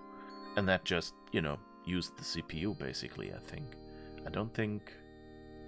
I mean, they had a digital audio converter, but I don't think Macs had, like, a dedicated sound chip beyond that, right? Like, not like an... No, wait, it had, like, something with 4 voices or something, I remember. So it must have had a little more. But it wasn't like a PC sound card, I think. It was more generic. It was just, like, give it sampled sounds, and it'll play them. Kind of like MIDI, I guess. The Mac MIDI support has been a bit jungle. Apple had official Apple MIDI Manager at first, but Apple Core, the record company, sued them and forced it to be removed. After that, OMS came along, with, for example, Arnold's MIDI player supports, and later QuickTime Music Instruments, which Ambrosia's Harry used. Yeah, QTMI, that was what I was thinking of, yeah. That was like the feature they announced, like, ooh, it's MIDI. And yeah, before that, on the Mac at least, like, I didn't, you know, since I was on the Mac at the time, I didn't think of it like that. Like, MIDI was always a professional feature to me, and then it was at some point suddenly QuickTime coming, okay, we have MIDI integrated now in software simulation. And that was like, wow. And I didn't even think that, of course, a PC, if you had a sound card, the one thing it would have to do is do MIDI. So you could do music without a lot of disk space. I guess maybe I just thought it was simpler, kind of like what the mech did.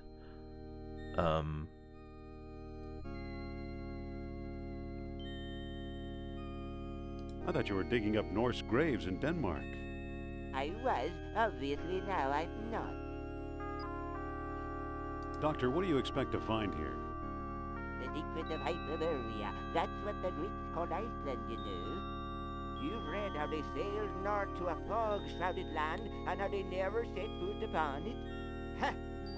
After traveling thousands of miles, mere fog wouldn't turn them back. Some idiots claim they were repelled by ghosts. Poppycock, you know what actually stopped them, Sean? Maybe they didn't allot any time on the itinerary.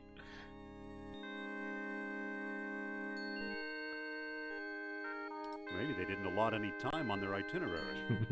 No. They were stopped by a force field put here by beings not of this earth. That's fascinating, Doctor. You can't remember which of those had software synthesizer. Which of those had software synthesizer support? At least QuickTime Musical Instruments has support for playing MIDI back using digitized instruments. Probably OMS2, but I assume Apple MIDI Manager is so old that it probably only supported external MIDI devices.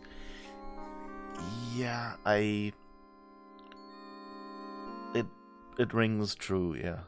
Like, it's something I kind of... Like, what I had on the radar was there was some kind of software for which you needed MIDI hardware, so I never used it, so, you know, I forgot about it, basically. And the QuickTime thing was the one without the... But if there was others, you know, I'm not really a musician, I don't play any instruments, so I sing a little bit and that's about it. So I never really followed MIDI that much. Also, of course, at the time, you know, if you wanted to do MIDI, you had an Atari. So, yeah, you know, that's kind of the... I probably would have gotten an Atari if I was doing music at the time, instead of a Mac. Have you ever heard of Plato's Lost Dialogues? Have you ever heard of Plato's Lost Dialogue? Yes, there are rumors about such a book, but I've yet to see it. There are two people you might want to visit. Charles Sternhardt in Tikal, a shady fellow, who claims he translated the whole thing, and Philippe Costa in the Athos Islands. As a researcher, he's a farce, but he's a sharp traitor. But why did these beings show up here? I am convinced that these travelers came to Earth to form colonies like Atlantis, using Hyperborea as a spaceport. Up north here, we're close to the ether. It's a perfect landing site.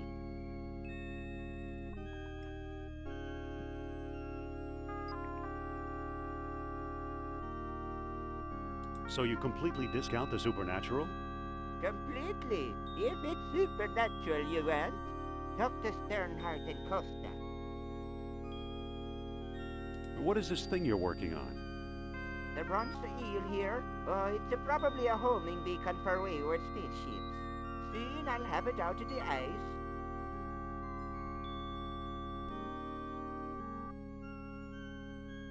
Alright, I think these are all repeats. Good luck, fellow believer. Clunk, clunk, clunk. These sounds are so much better than the ones in... Like these shot sounds in... Or glitches, I don't know what it was in Sam and Max. And this clunk, clunk, clunk actually sounds really good.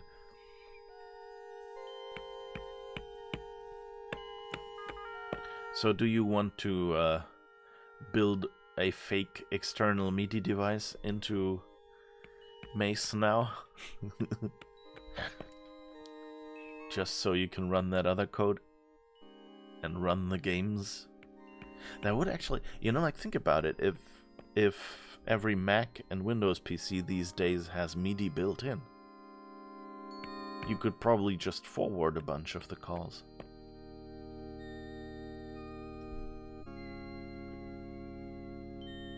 It depends on how much the MIDI protocol has changed in the meantime, I guess.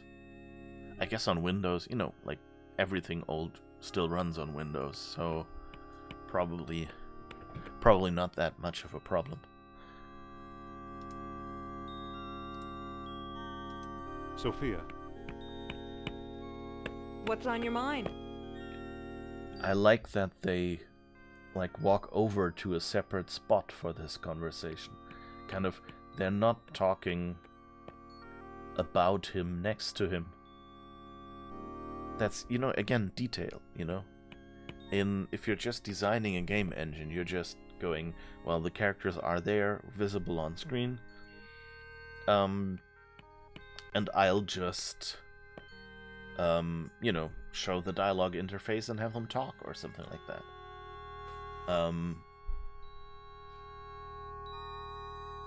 And maybe, turn both characters towards each other or so. I think the good doctor's got frostbite of the brain. I'll say, spaceman my eye.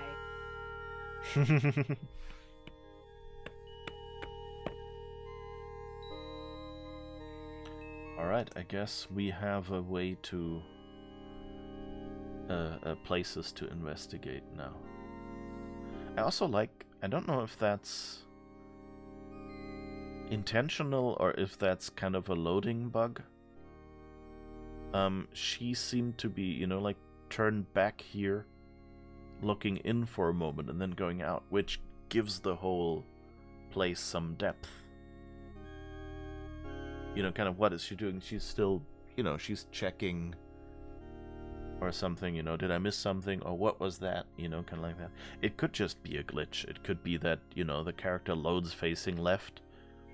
And so they popped her in that location, and then her animation said, hey, you're supposed to follow him out. You were actually thinking about someday adding Apple MIDI Manager API and wrap it on top of macOS 10 MIDI APIs, so could route music from Sierra adventure games to either OS 10 MIDI synth or external USB devices. You do have a Yamaha PSR 1100 for external playback. Yeah, okay, yeah. That's kind of that's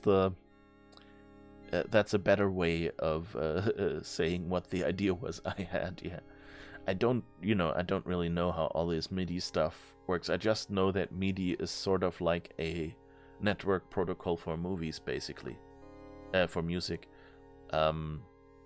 Network protocol is maybe already saying too much. It's just a protocol, but you have a wire and it says play this note that long and things like that, and it has a few more advanced features, I think, beyond that for some more involved devices. And of course it goes both ways, so you can have a keyboard that provides notes, or you have a device that accepts these notes and plays them back, and you have channels and things. So that's basically all I know. And you have a list of samples, so of instruments, that you can play a melody with. But the cool thing about MIDI is that it, it has this whole, on a piano, where you can, press a pedal to soften, or press a pedal to kind of get it to, what's it called? To not stop when you release, but kind of let the string reverb a little bit until it's finished. Things like that. And so you have the attack, it's called, and the release, and the being held, and even a strength of how much you hit the note. Encoded in MIDI, which means with a good keyboard you can actually simulate an entire, very realistically simulate a piano, with playing softer, playing harder, or things like that, dampening it a little bit. You also didn't know about what kind of mess the MIDI APIs on original Macs was before you started researching this. For example, the Apple MIDI Manager API is actually handled through the Sound Manager's Universal Sound Dispatch trap. Yeah, that doesn't quite sound like fun. If like one trap for several things, that never sounds like fun. So for those of you who aren't programmers, of course, the Mac, so like in Unix there's something called system calls, and the Mac has something similar, where basically very common commands that a program uses, like that talk to the operating system, you know, like create a new window, or, you know, put some text on screen or something like that every application needs to do. They are encoded in a special way. Like usually you have a function somewhere in memory, and so you take the memory location, the address of that function on your memory chip. Like it's 100 bytes into the memory chip. That's where your code is. And just say jump there and run it. But for operating system stuff, of course, they need to change. You know, they might add features to a function, or might add additional hardware support to a function, and then the function gets larger. So you can't really use a fixed address, because then, you know, if there's like one function at 100 and one at 150, then if the function at 100 gets larger than 50 bytes or whatever, so if you add too many commands, it would collide with the function following it. And then you would have to, I don't know, split it up or something. And so what they do is, there is this concept of you have a special machine instruction that just contains a number. And so like 0 is the first function, 1 is the second, and so on. And basically, then you have a table somewhere that takes this number and maps it to an address, to the actual address. And so the operating system can move all the functions around, but your program just says, I'm calling system function 1 or system function 15, and it, you know, gets the right address. And on the Mac, this was done by using a machine instruction number that did not exist. So like the CPU has like instruction 1 is add a number to another. Instruction 2 is multiply a number by another. Instruction 3 is write 1 byte to a memory location. The next instruction is, you know, they have numbers. And there's just a fixed number of such instructions. And so, you know, anything about, what was it, that's like 3,000 or something? No, it's more. Like, let's say everything above 30,000 or something like that. You know, there are maybe a couple hundred instructions. And so Apple just went, okay, instruction 30,000, 30,001, 30,002, etc. are our instructions. And then if you write such an instruction in your code, if you say do 30,000 instead of 1 that would be add, you do 30,000, which the actual processor doesn't know. The processor goes like, that's invalid, this is an error. And you could tell the processor, if you get an invalid instruction, call my function, so jump to this one address. And then Apple's code would then look up the right function and jump there.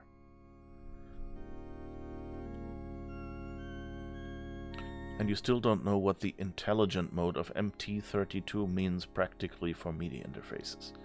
Okay, now you've lost me. But anyway, and so this process of using a instruction number that didn't exist and reacting to it with your own call was called trapping. So like and that's why we mentioned traps here earlier, because basically it was just like the number of that instruction of that trap. So you had a trap dispatch table, which was this list of, instruction 30,000 maps to the function for creating a new window. 30,001 maps to the instruction to, I don't know, write a byte to the sound chip, which will then try to play it, or something like that. Okay, use the truck. Let's head for the airport.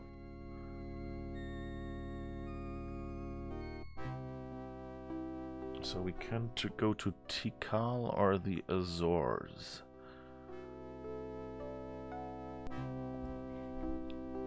Speaking about those system calls, Macs are the only ones that use the A-line traps. Hex, yeah, A0 through AF. Yeah, I was thinking of A-traps, that was why I was thinking, like, what number is A000 in hex? But it's just too large a number for me.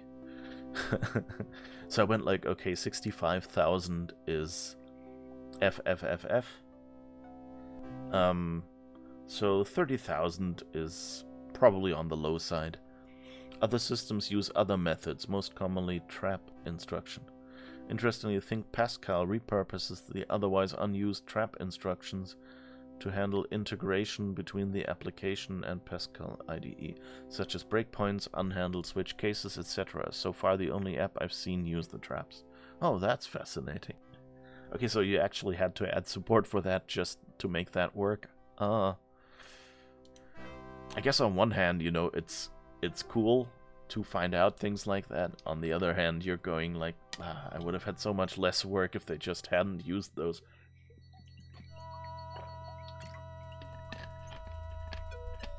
Alright.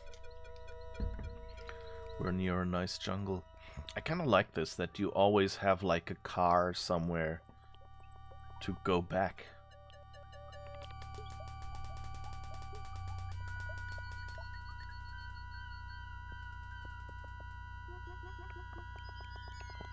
Jungle rodent. Looks like a jungle rodent. Rodent is a bit vague.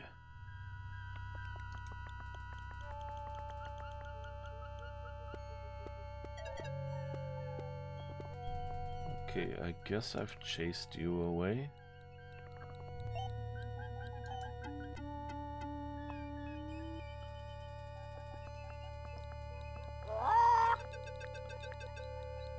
Okay. Giant anaconda. That's not good. I'm not getting any closer to that snake. It's my favorite piece of equipment. Can we use the whip? That doesn't seem to work.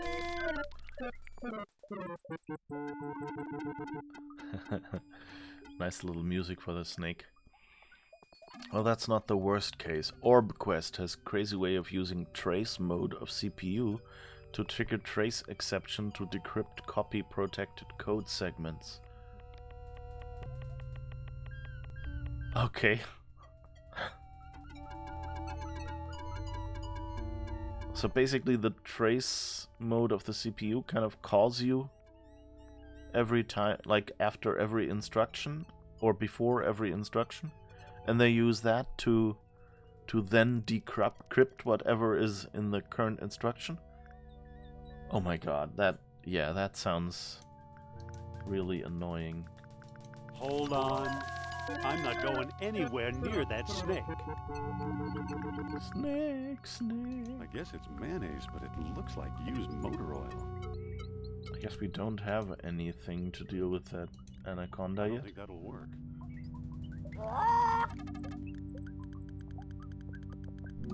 I can't talk to that bird from here. Well, shout! What a smart-looking bird.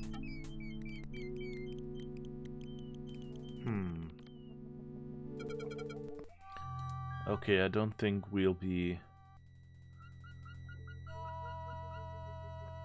Oh, maybe I can chase... So this is the exit. And this goes here. So if I can somehow chase this guy to the anaconda...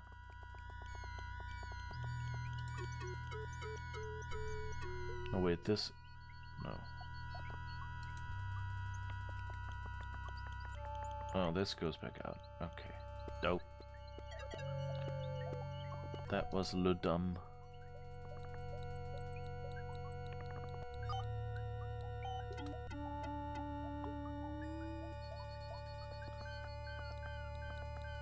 I didn't actually want to walk back out.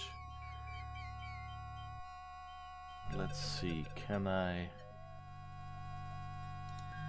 chase the rodent?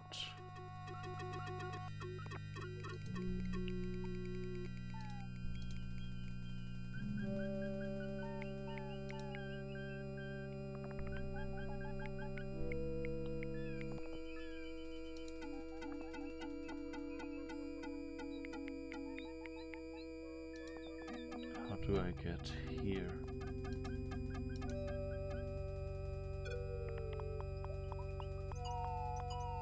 Huh. Okay, a little confused here.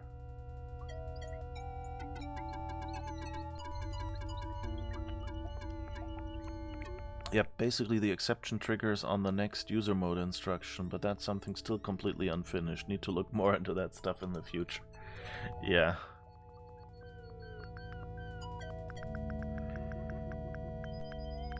Alright, I guess... Excuse me, Yes? how do you like the tropics? You're the one who's afraid of snakes. Great, thanks for reminding me. Looks like the end of the road. There's got to be a way through. But what do we do now? We probably should find Sternhardt. But I'm not setting foot in that malaria-infested hole. Listen, Yes? well, Okay. I'm going to explore the area. Go right ahead. I'll wait here. Okay, is there anything? No, nothing over there.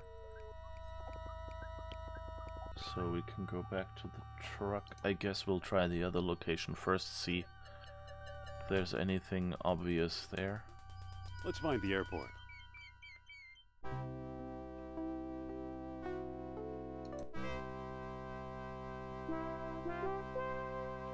Da, da, da.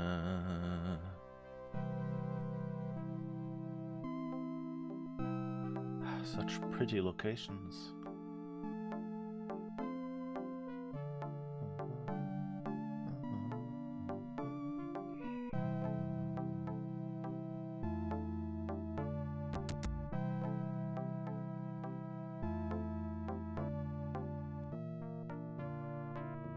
This is his house? This is it.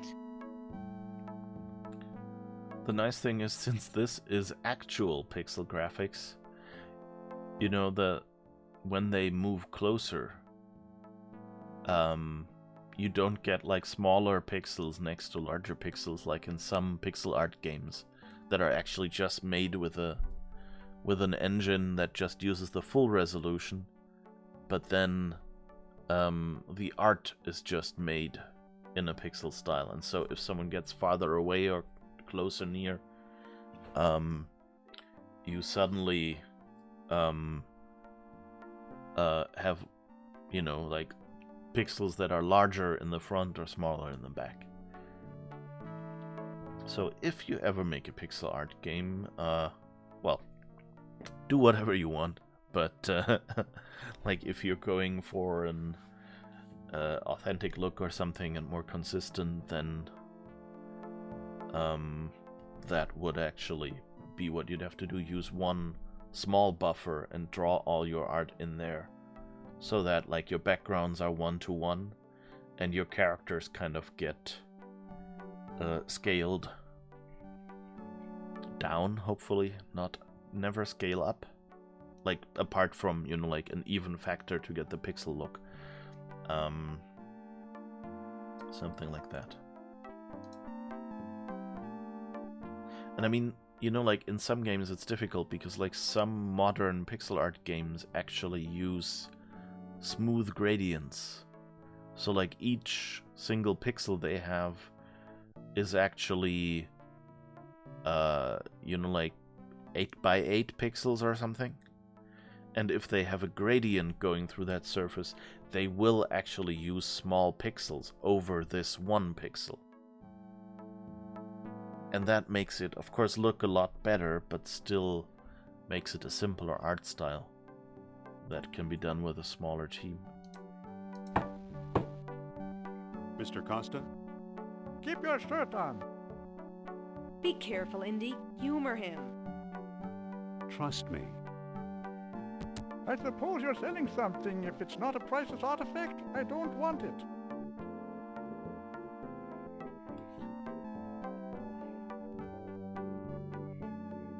Do you have a bathroom in there I can use? You have a bathroom in there I can use? Yes and no. Now go away. Nice going, Indy. I could have done better. Yeah, I want this. This sounds like a cool gif, that old man waving his cane. No, go away. She said I could have done better, so I expect the solution is having her talk. Mr. Costa? You again? What do you want? I hear you know something about Plato's lost dialogue. Maybe so, maybe no. Who are you?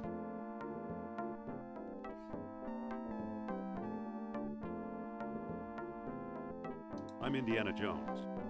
I'm Costa, and I'm tired of talking to you.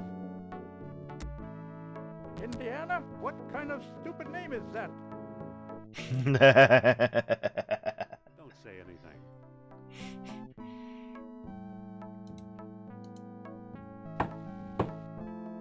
Mr. Costa? You again? What do you want? I hear you know something about Atlantis. Ha! Wouldn't tell you if I did.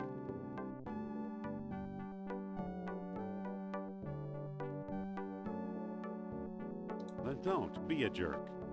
Gladly. Don't start with me. Listen, Yes? how'd we get mixed up with this screwball? The screwball in Iceland, remember? What do we do now? We could talk to Costa again, or move on. Listen, Yes? I'm never quite sure if I liked mechanics. Game mechanics with multiple characters. Like in... They tried it in Maniac Mansion. The 2 M's in Scum, by the way. So Scum VM, script creation utility for Maniac Mansion. Is what the original name was. Because that's what they built it for. And many games are fairly awkward if you then have to go, okay, now I have to switch characters to be able to do a certain conversation, which, you would expect your friend would just walk up to you and say, hey, I have an idea or something. Instead, you always have to go like, okay, which of my friends might have an idea? And then explicitly switch over. Or even worse, just, switch through each one, send them to the door, and then make them do something. And I was never quite a big fan of that. Like, I'm a fan of, being able to pick your own playstyle, but not a fan of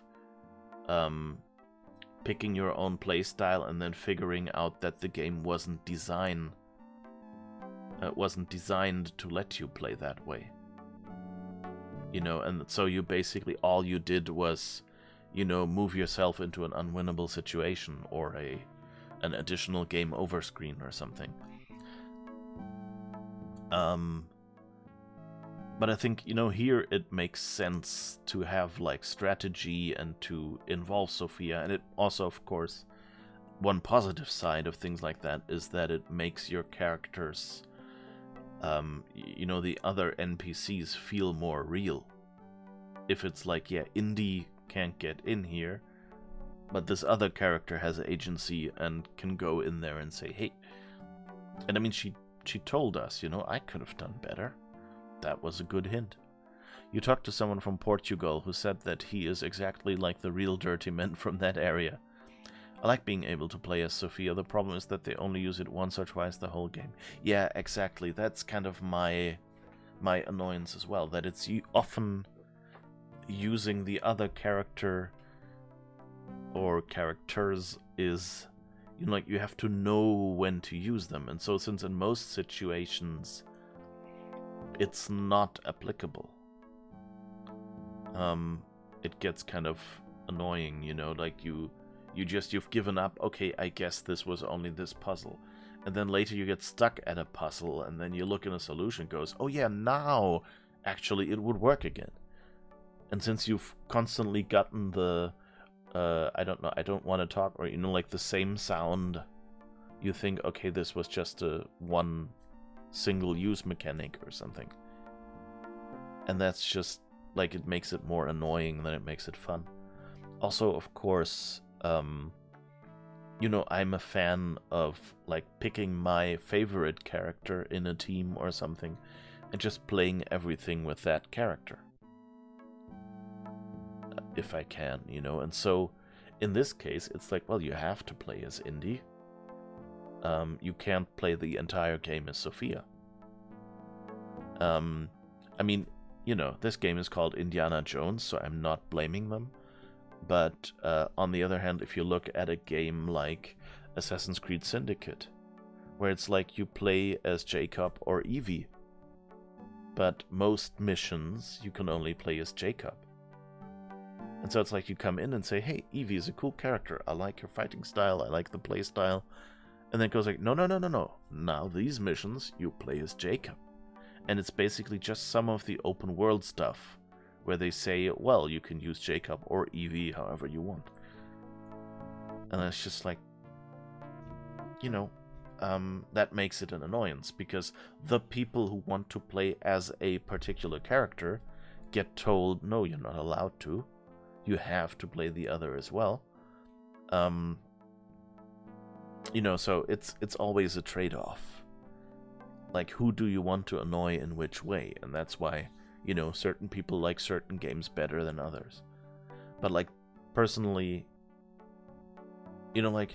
ideally you would be able to choose your character and play a game as that character with whatever personality you want them to have.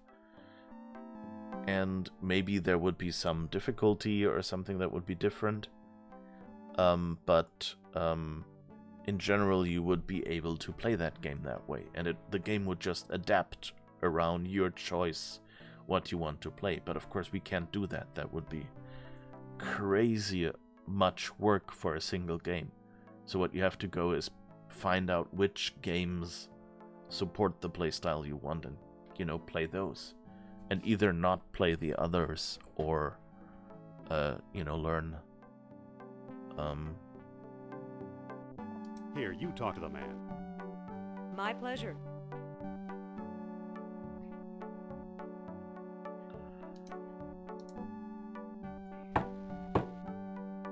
Mr. Costa! This better be important. He's a touchy old bird. Watch and learn, Dr. Jones. Well, hello, beautiful. Oh, he comes out.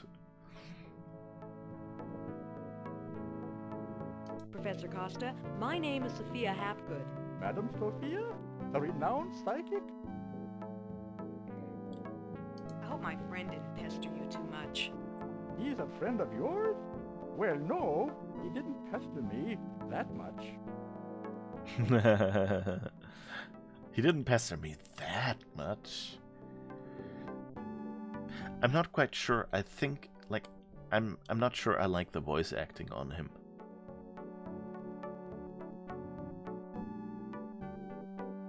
I guess, you'd speak more subtle, I guess. The written text in these LucasArts games is always a little more in your face, you know, because you have to get the pauses and the thing, you have to get it across just in text, that he's not seriously saying he didn't pester me that much. He's saying he didn't pester me that much, but you know, he did pester me.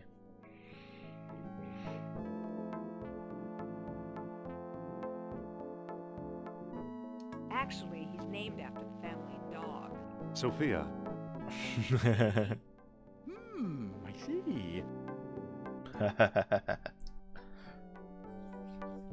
Sorry, I just had to do that.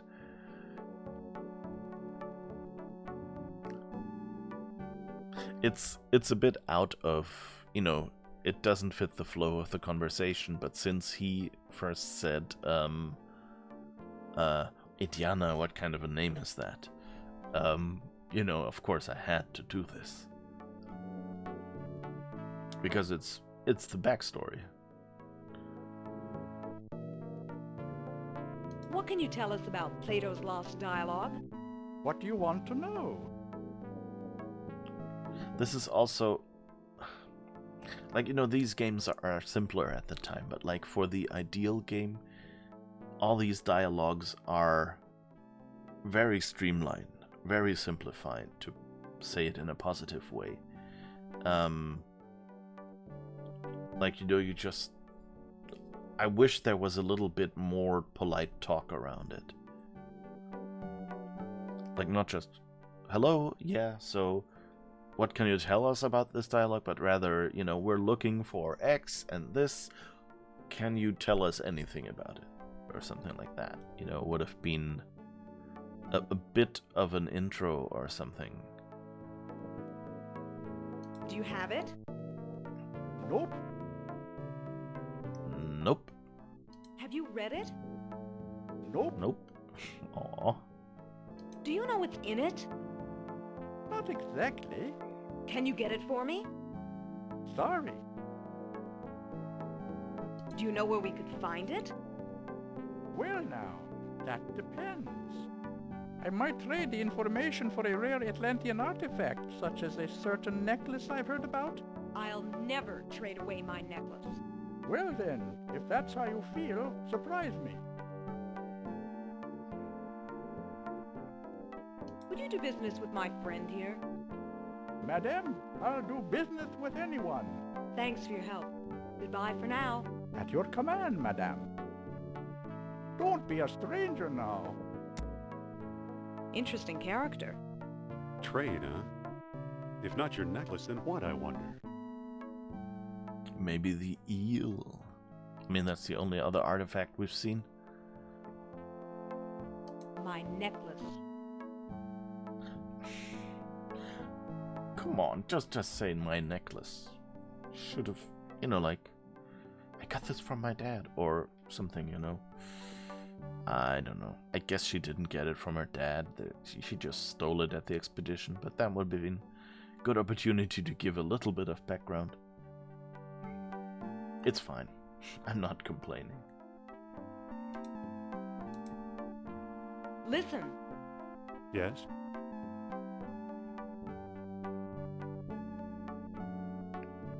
Follow me, Indy. What? Where? Quit fooling around, Sophia. We're wasting time.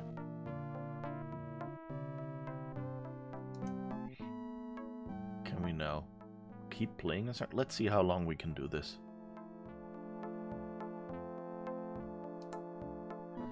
Okay, let's see if we can get Heimdall to give us something. Da, da, da, da.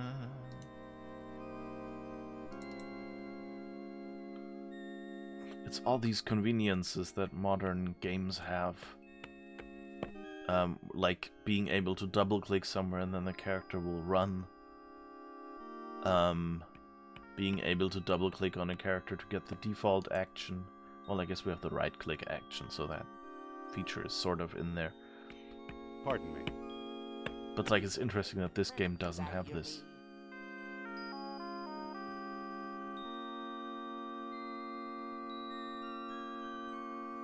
What is this eel artifact again? I already told you. It's an Atlantean lighthouse. I think. What is this eel artifact again? I already told you. It's an Atlantean voodoo armor. I think. Weird. So long. Good luck, fellow believer. Huh. That was odd. Listen. What's on your mind? I think the good doctor's got frostbite of the brain. I'll say, spacemen my eye. Okay, that hasn't changed. I don't think point and clicks had been streamlined by this point. Yeah, I know. But it's like, the funny thing is, like, you know, there's certain things, you just remember, I played this game, and you know, these small improvements, you don't remember what game actually arrived with them, usually. And so, when you play modern point and clicks, they have all the features that you saw in point and clicks, and then you go back and say, well, this wasn't in the originals, this wasn't in the originals, this is missing. And it's kind of, it reminds you, yes, this was a development and they had to figure it out. There's the obvious things, you know, where you go like, okay, the first ones had this text entry field, like the Sierra Adventures. You know, first you only had text adventures, of course, but then when they became graphical, at first they were just text adventures with a picture. And then they had adventures that were pretty much like this, but you had to type in your command, like in a text adventure still. So you had to, like what you do with, where you say here, use encampment or whatever, or, you know, like use whip with encampment or whatever. That'll work. Those all just, you had to actually type in each word in that sequence, and you had to figure out yourself what to call the objects on screen.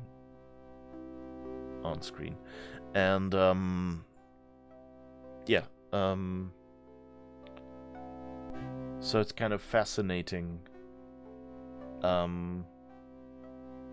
So these are the obvious developments that you saw, and then you went like, okay, and now we have a cursor, we have mouse control, we have these, we just pick the words from a list instead of typing them each time, things like that.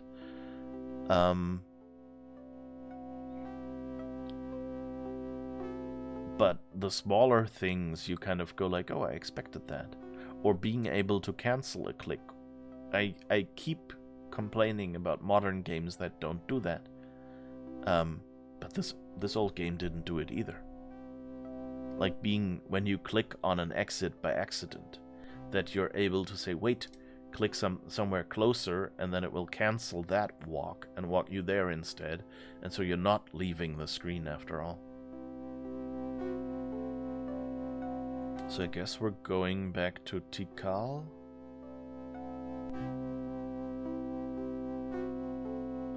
Let's see, can we take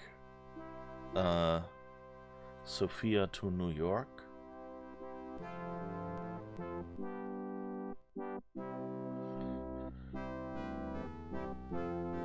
What are we doing here?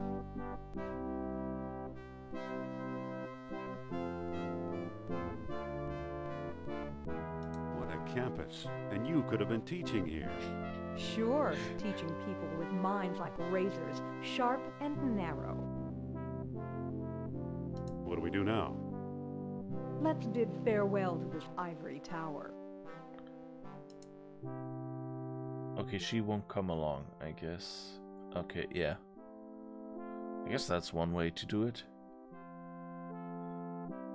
I don't think we have any artifacts here. Too bad. Oh wait, can I use the light switch? No. Okay. It was just so obviously there, and I remembered I forgot to click it last time.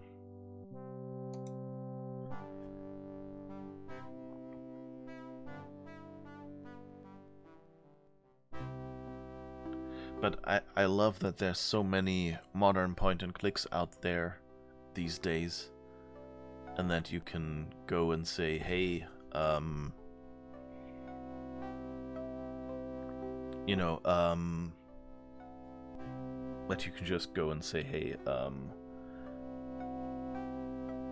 we are making these point and clicks feel and behave the way you remember the old games being, and not the way the old games actually were. And so there's so many things that, you know, individual things from all sorts of games that most modern adventures just have now. And it's really good. Okay, I guess we're going back to Tikal. So how do we chase this? Where do you go?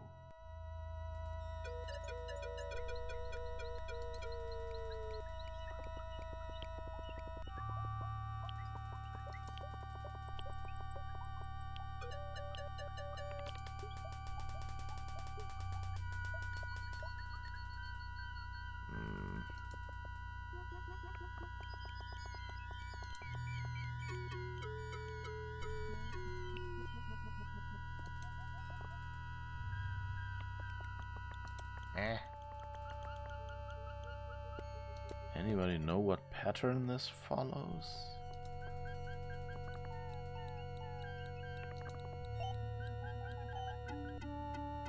Or can guess I? it's mayonnaise, but it looks like used motor oil. Do you like mayonnaise? I don't think that'll work. Oh, maybe can I put mayonnaise? I don't think that'll work. Wait, did that work? Dirty rag with jar. I don't think that'll work. No, okay.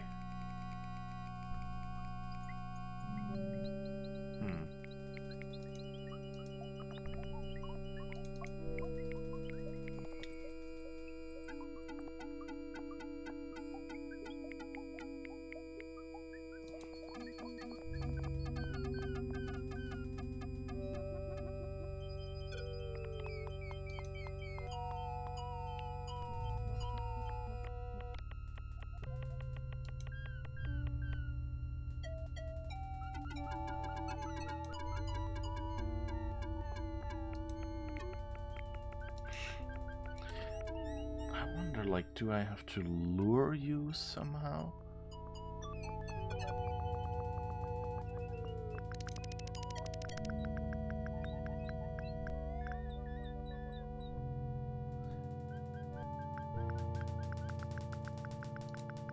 I can't move it.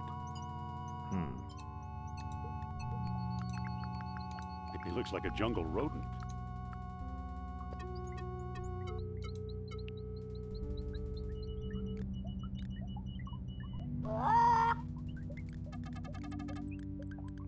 There you are. I'm kind of thinking I have to get it to walk out here.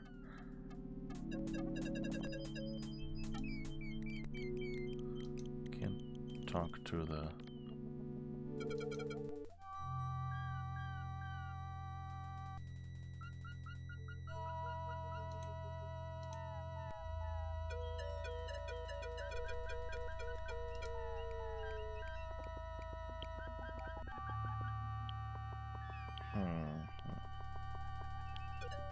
You know, I think I have to get it here so the snake eats it, and then the snake is full and can't eat me, or something like that.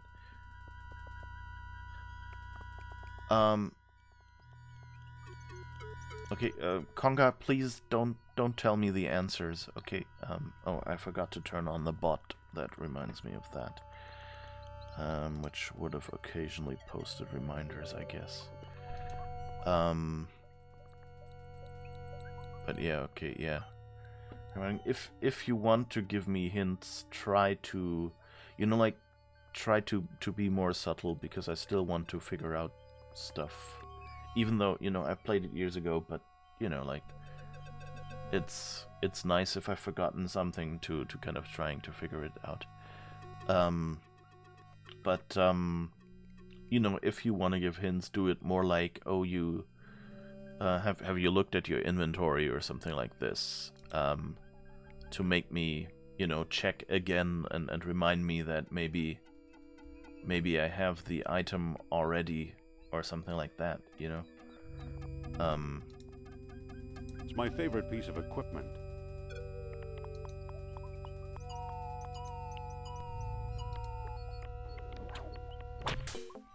That's mean. Oh, okay, but now I have to... I don't think that'll work. Let's get you... That critter's too far away.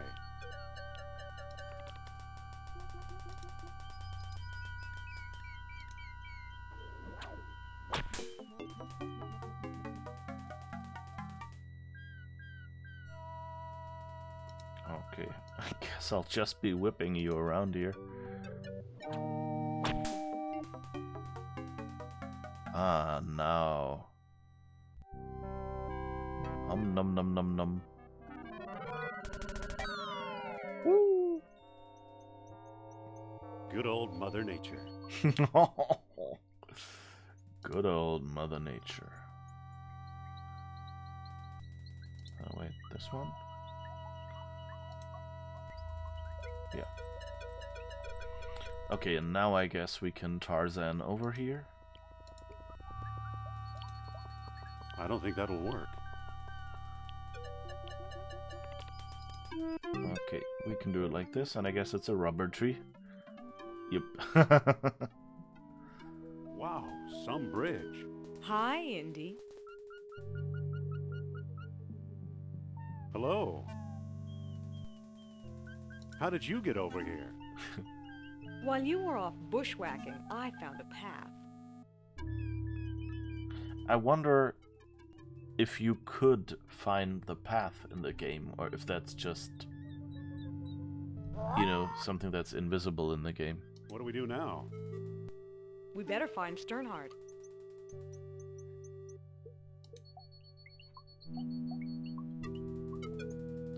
Let's see what that parrot has to do now that we're close enough. Alright, that's where I learned that phrase. Polly want a cracker? Only want a cracker?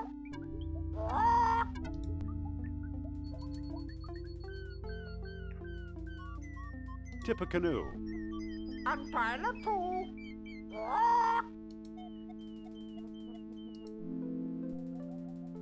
Echo. Echo.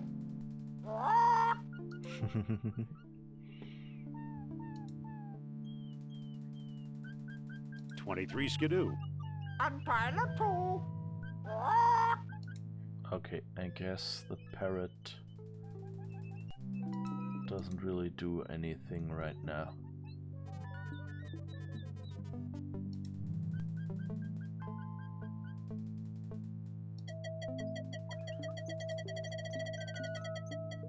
Just a minute. Ah, My shop. who are you? Can I help you with something? Postcard? Replicas of the temple? Souvenir mugs? No thanks, Mr. Charles Sternhardt, PhD, independent thinker, researcher, and merchant.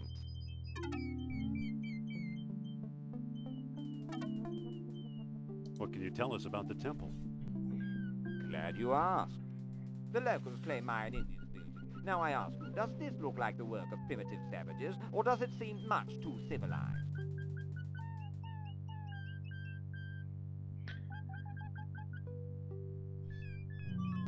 I love Stargate, but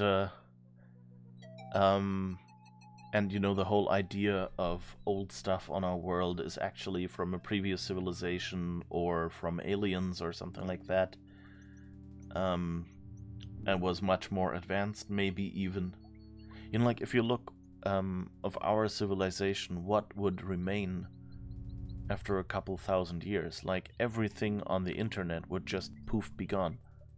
Like, floppy disks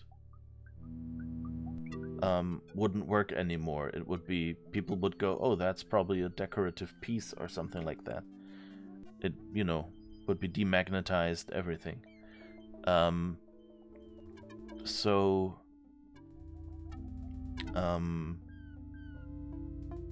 That makes for a really intriguing story. But then this whole idea of like, oh, they're all primitive savages, and they could never have built something like that. And then they've made projects of like using, these days at least, scientists have done projects where they just went, okay, what things did people back then have to build a building with? And how would they do that? And then they just went, well, they didn't have, like cranes and maybe no tall construction, scaffolding and things like that. Couldn't be as tall or whatever, but you could just pile up earth around it. And then build the bottom floor, pile up a ramp of earth, use that to get to the top, build more, pile up some more earth, build more, and then when you're done, take the earth away again, and things like that.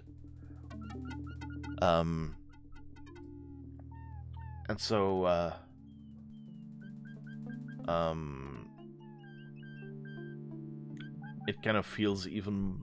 It always makes me a bit sad when it's in these stories, like, oh yeah, this was built by aliens, and then you go like, well, it would be much more interesting to actually see like how the actual civilization built it, or whatever, like it's a two-edged sword to a story. And this guy just, because he has this arrogant tone and it's like primitive savages, kind of brought that all back up again. It's the same with like the noble savage, or with the white savior trope and things like that, where characters will just they just bring in a white character and he does everything the locals do, just better. And yeah, the original idea was like to have a point of view character that can ask all the stupid questions, and of course you want the main character to be the hero for the people who see the movie, and so there's a lot of innocent and convenience reasons, but it just ends up being these all the same stories. It's also, since I mentioned Stargate, towards the end I hated O'Neill because they just kept using him to be the dumb guy asking the questions so that someone else had a reason to explain it. And if you think about it, like, as the boss, he should be smart enough to get some of the basics that he kept about asking, and to behave in an appropriate way to, for example, Russian delegates or whatever, which he never did.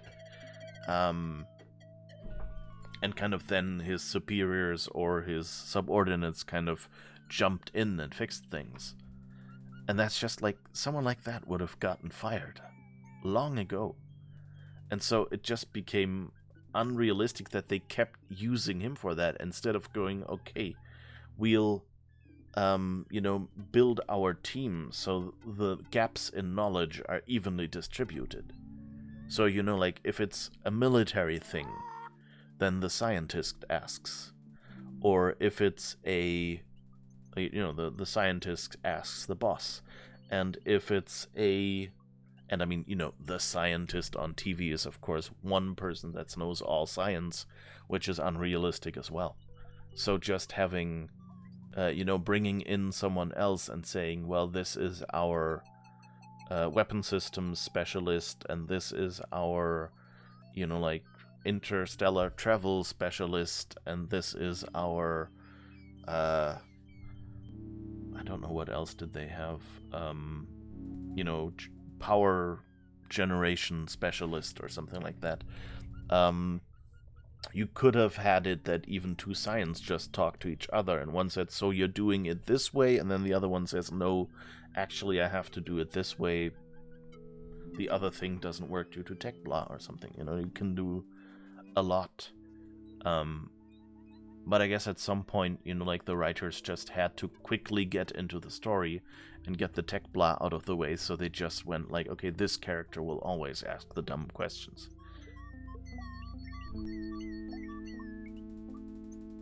Can we take a look inside? How do I know that you aren't a pair of silly tourists? I only show the temple to reputable scholars. I'm Dr. Indiana Jones. Is that scholarly enough? Indiana? Sounds like the name of one of your states, or possibly a cat. Actually, it was the name of a dog. Sophia! Okay, they're really milking that one. Well, what can you tell us about Plato's Lost Dialogue? I'm the one who translated it, I can tell you that. I'd worry you were here to steal my last copy, but someone called Mr. Smith beat you to it. Oh, no! What can you tell us about Mr. Smith? He showed up last week, a tall man with a German accent and a pistol. He could have taken all my souvenirs, but he only wanted the lost dialogue.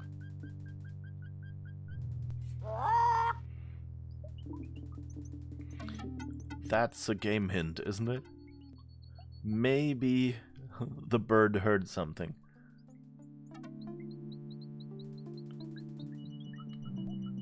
But I like that. You know, that's a good thing to kind of... It seems environmental, but it might have meaning. I'm not sure if it has meaning, but I guess they wouldn't have added the parrot otherwise. Also, you know, the parrot. It's 1, 2, 3, 4, 5, 6, 7, 8 pixels high. And, you know, like 3 to 6 pixels wide, since it's moving back and forth by 2 pixels, so it's like 3 pixels of movement and 3 pixels of width. So yeah, it's about 6 by 8 pixels or something. And that's a parrot. I love these old games like that. How much you can pack into basically nothing.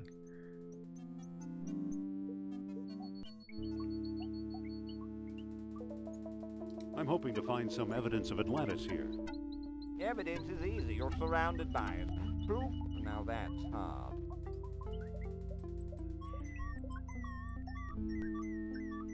Does that mean we came to the wrong place? I pretty much lost hope myself, but old legends and rumors die hard. What kind of rumors?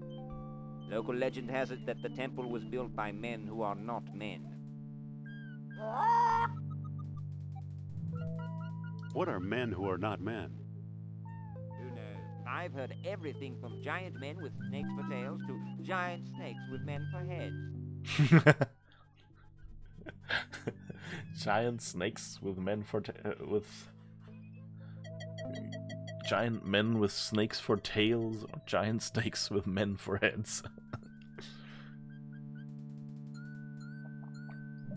You actually believe Atlanteans lived here? After the city sank, this is where they came, I'm sure. I'd really like to explore the temple. Tell me the name of the lost dialogue of Plato.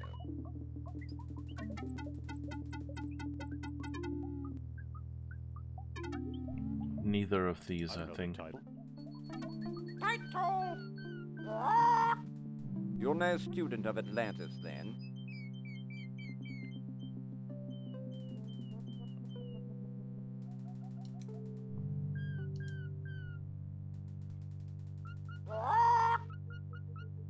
Title? Hermocrates! A friend of Socrates! I remember this phrase, Hermocrates, a friend of Socrates. Okay, that's where this was first. Okay, Title? that's all. Yeah. Hermocrates! A friend of Socrates! I wonder if we could have... Sophia? Yes? She knew it? Or something? No, What I do we guess... do now? Or maybe it's too late We already. could talk to Sternhardt again, or we could move on. Okay, I guess let's talk to... Stop! Begging your pardon, you can't go in there. The temple isn't safe.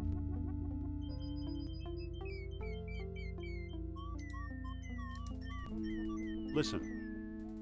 Yes? What kind of a name is Sternhardt anyway? It sounds kind of like almost German. About exploring the temple. Tell me the name of the lost dialogue of Plato. The Hermocrates. That's it. That's it! Well now, perhaps I was wrong. You seem to know what you're doing. Walk this way, please. I don't trust this guy, Indy. I know what you mean. Come on. Here we are. See what you can do. Yeah, I wouldn't be surprised if he's either not Sternhardt, or since his name is German-ish, you know, that he actually wasn't robbed at gunpoint, but actually, you know, he just gave it to Smith. And, you know, is in on everything, and just stayed here to see if he can find anything more.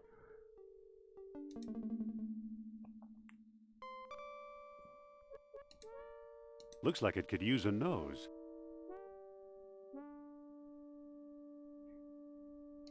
I don't think coal is a nose. That'll just make a mess. Okay. So I guess we need something nosy. I don't think this works either, That but doesn't work. yeah, okay.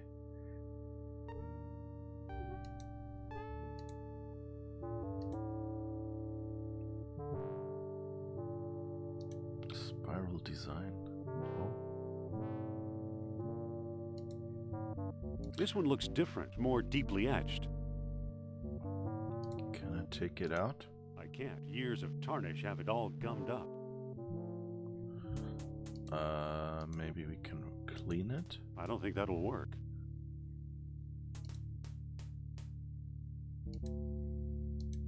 I don't think that'll work. I don't think that'll work. I can't. Years of tarnish have it all gummed up. Alright. Engraved symbols of water and life.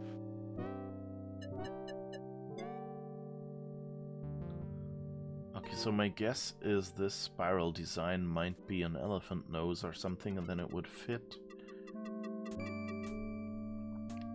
But how do we get it out? I can't. Years of tarnish have it all gummed up. Okay, how do you fix something that is gummed up? Professor, Yes?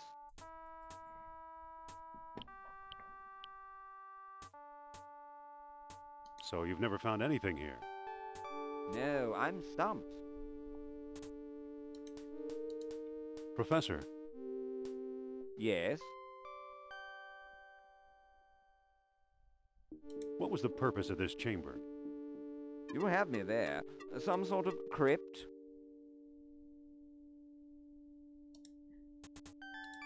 Professor, He doesn't really seem like a Yes. good scientist. Like, I would have expected that probably... You know, this looks like a door, so he should have found out by now. don't you have to keep an eye on your store? Oh, I'm sure it's safe. I'd much rather keep an eye on you. Okay, so I guess we have to maybe distract him later. I can't. Years of tarnish have it all gummed up. Okay, do we have... I don't know, do we have Wait a for me, old bean. car?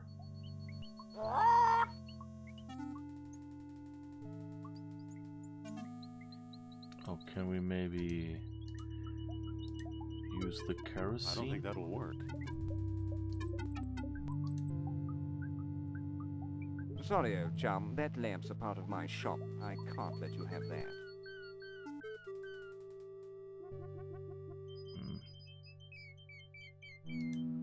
Path around jungle? Jungle path.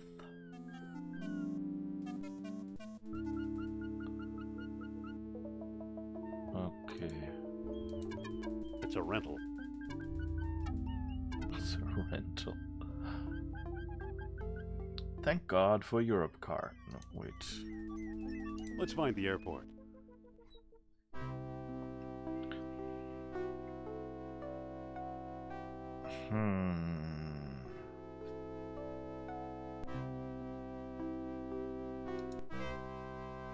I vaguely remember that something particular changed in Iceland, so I'm kind of instinctively going back there to see if I can find anything.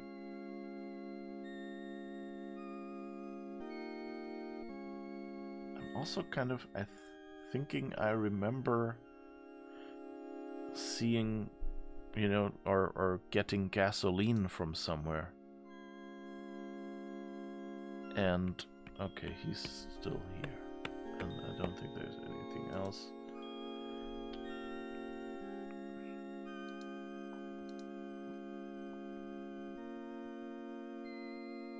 Let's head for the airport.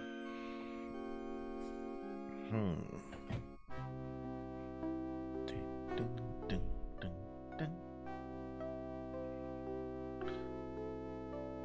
He wanted an artifact. So we don't have anything in Tikal, and Sophia is not really happy.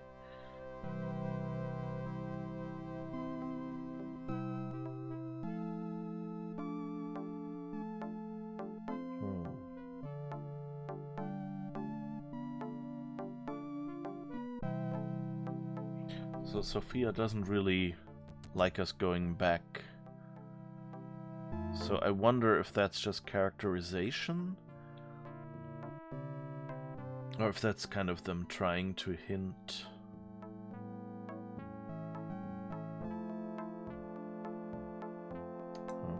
I don't think there's anything here before we have this.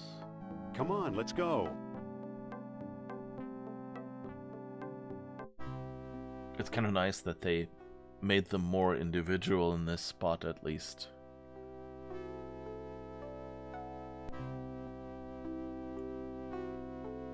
So let's go back to Tikal and see if there's anything else we've missed. Do do do do do do. Yeah, okay, I don't think there was anything in this corner.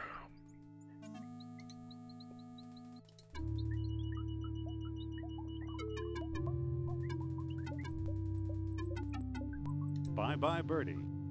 Bye-bye, Birdie. Rastaman, thank you. Hello, how are you doing?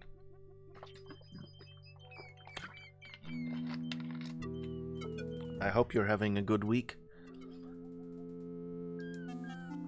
I'm playing an old game.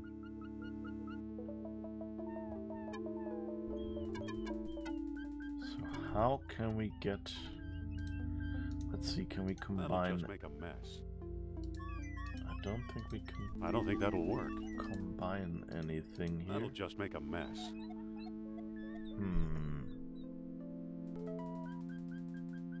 I guess we can't whip everything, can we? Hold up there, friend.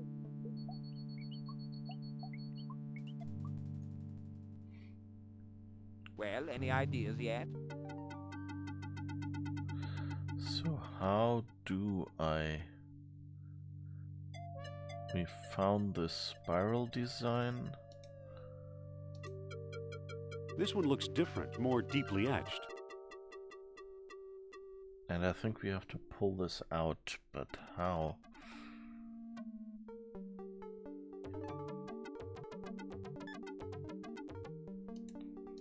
Sophia, let's talk. What's up? Indiana Jones and the Monkey Island. Close, close. It's from the people who also made Monkey Island. It's Indiana Jones and the Fate of Atlantis.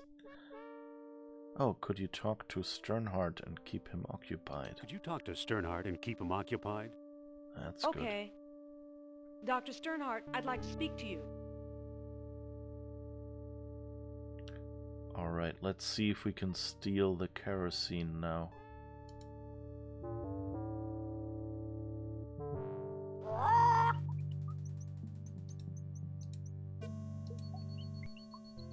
I don't think that'll work.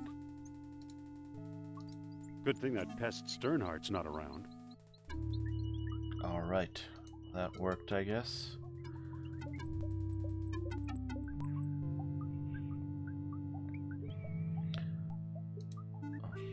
Clicked wrong. They always walk back in there, but the actual interactable thing Excuse is me, won't you? the top. Let's see what your friend is up to. Can I talk to you, Sophia? What's up? Could you try and keep Sternhardt busy again? I'm not sure if he'll complain Again, about... such a windbag. I've got another question for you, Doctor. I'm not sure if he'll otherwise complain about us using the kerosene. Excuse me, won't you? Let's see what your friend is up to. The kerosene won't pour out. So, you took my lamp, eh? I hope you know what you're doing. Okay, that... Well, that doesn't seem to work. Well, that doesn't seem to work.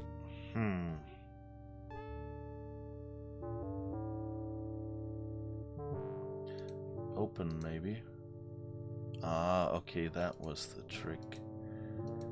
Look, the kerosene ate away the tarnish. Remarkable. I'll keep the lamp, by the way.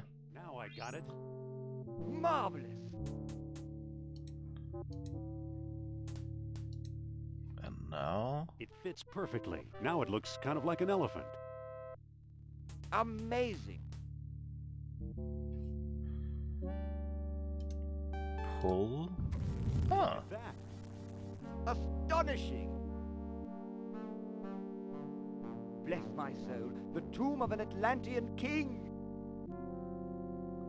Here's a small stone disc with images of land and sea engraved on it. I do believe it's a well stone. At last I have the thing. Goodbye, fellow seekers. Wait! Oh no, he got away! can we open that door? It won't budge. Okay.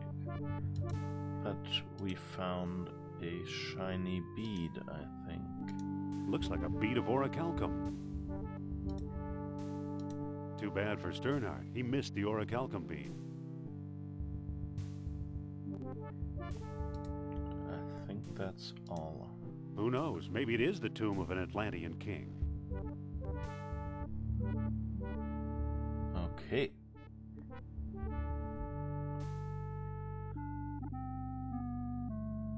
So we have an orichalcum bead.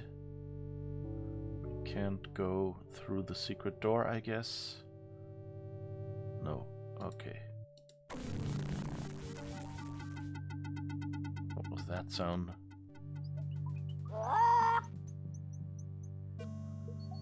Can the parrot tell us anything more?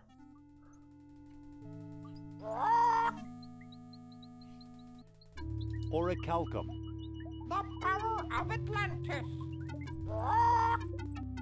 Smart bird. All right.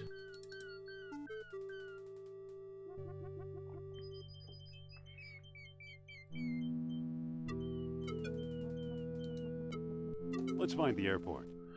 Maybe the orichalcum bead is enough for the Azores guy. Du-du-du. I guess Sophia could at worst demo her medallion to him. With the orichalcum bead, that might be one way to convince him.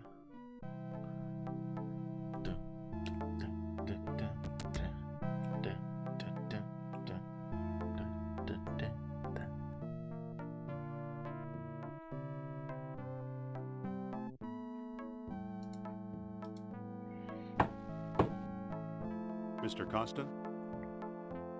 You again? What do you want? Let's talk about a trade. Okay, what you got? I'm offering this ancient coppery bead. Bead, you say? A mere bead for the unique knowledge I possess? You'll have to do better than that. Got anything else? I'm offering this genuine American-made bullwhip. Not a chance. What is the whip in this day and age? Got anything else? I'm offering this rare archaeology magazine. That magazine rejects all my articles. You keep it. Back when you've got something worth my while. Okay, let's see. I don't want to hear a word. Maybe we can get Sophia to... Yes? Oh, wait.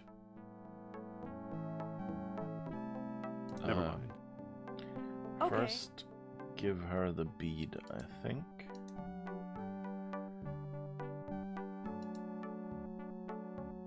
Okay, I can't give orichalcum. No. Sophia?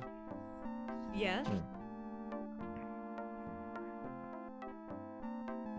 Here, talk to him again. Okay.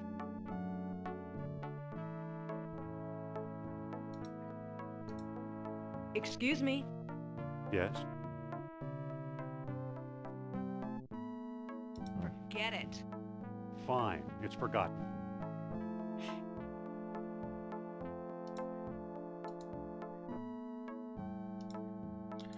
I don't think it works like that.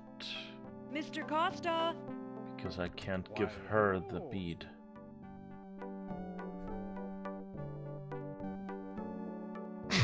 Hello yourself, cutie. Hello again, Professor. I've given you all the help I can unless you have something to trade. Don't be a stranger now. Okay. What a That's charming not old working man. at all. I don't want to hear about it.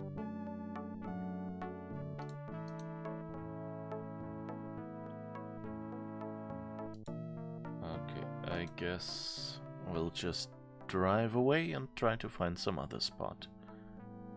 Let's get out of here.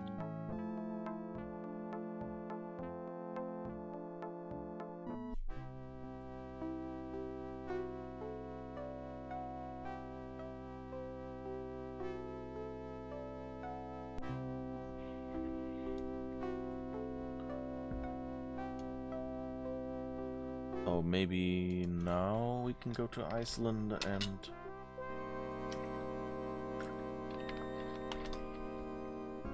I mean, something has changed. Maybe? Yes, okay. That doesn't look good.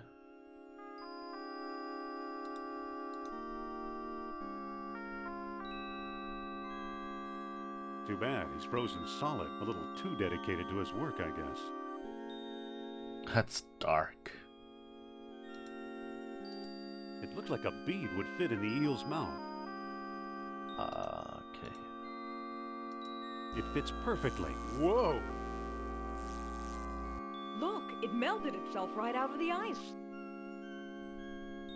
I guess it was a Atlantean space heater. It's a bronze coil. I kind of remembered that moment, that at some point he would be dead here and we would be able to take the eel and melt it out somehow. I would have expected at first it to be, you know, with a coal or something maybe.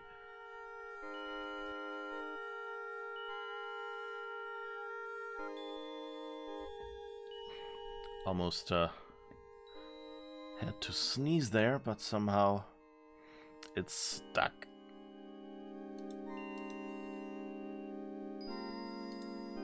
I can't move it. Poor Heimdall. Sophia. What's on your mind? Poor Heimdall. His ideas just weren't that hot. Brrr.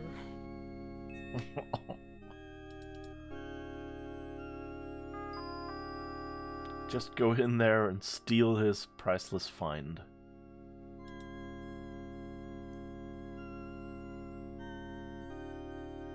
Let's head for the airport. It's kind of, I'm not sure who I'm more angry at. Lara Croft or Indiana Jones. Because like Indiana Jones takes artifacts out of their context and just runs around on the world and, you know, leaves a dead man behind and things like that. On the other hand,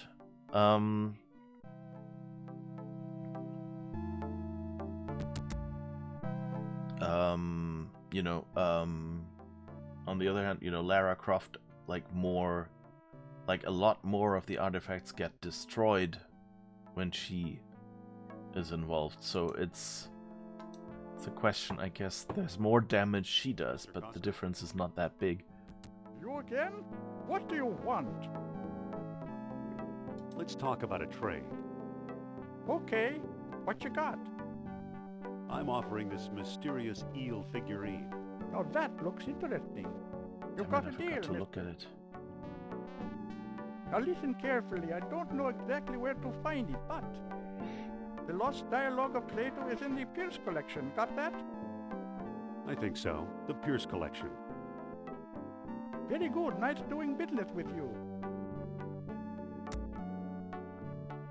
The Pierce collection? You know something, Sophia? I believe Barnett College owns the Pierce collection.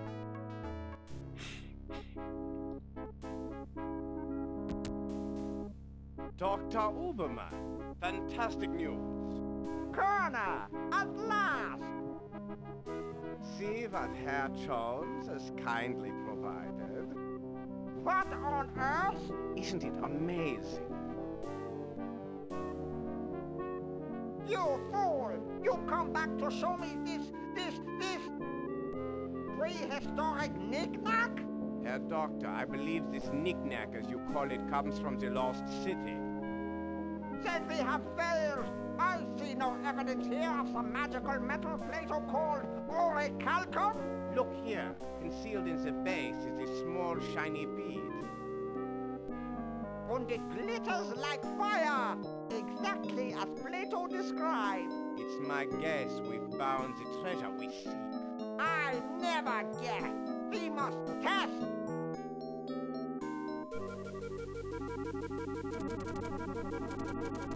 My God.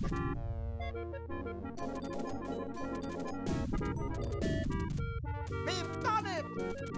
The energy of uranium without any radioactivity! And those smug American scientists know nothing!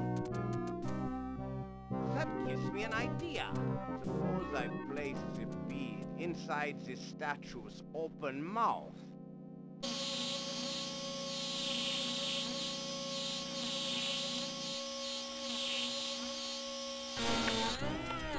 You saw that? Think of trucks powered by these beads. Think of tanks. Think of airplanes. Use your imagination, Colonel. Think big like the American. Think of bombs.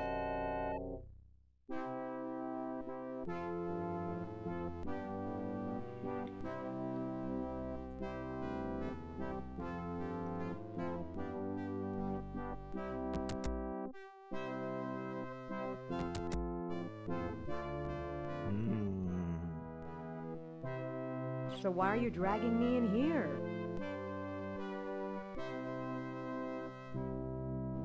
We store all our junk here.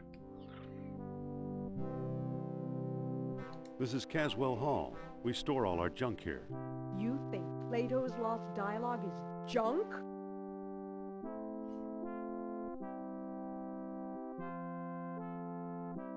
I believe it's as real as Atlantis. All right, Mr. Cynic, start searching. I'll meet you in your office.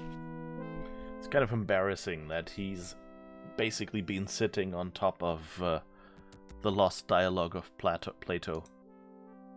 It says, For sale, 1937 Ford Coupe. Like new, 300 bucks. Oh, and now they fixed the stairs so we can go back up. Okay.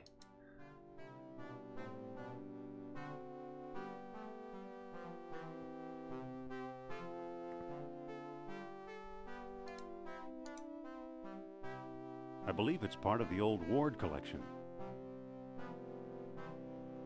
There are screws here. My guess is we'll have to disassemble this bookshelf. He said at the start of the game, he said, before this bookshelf fell on him, he said something like,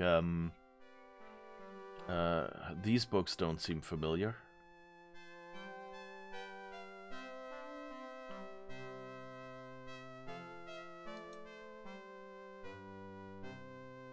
Can I pick up? It's screwed in too tight. Pull? I can't move it. So I guess we need a screwdriver. Can we go back up? I guess. Use rope. That's how it works. Okay.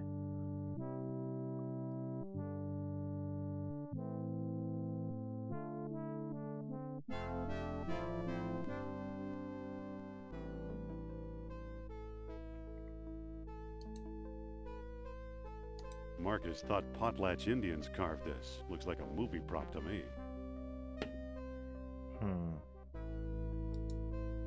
I can't reach it.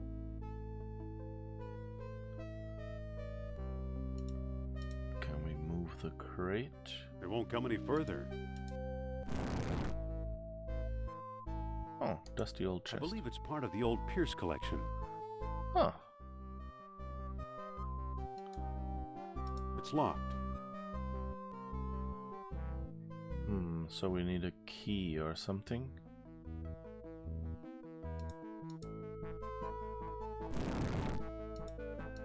Nope. Wait, is there something on the other side? Looks like beadwork from the Phoenix collection. Okay, there isn't.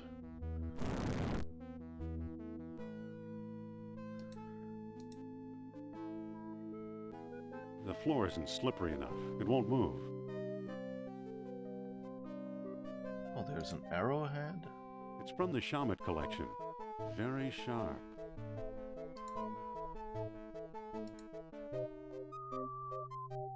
Can we... It's from the Shamet collection. Very sharp.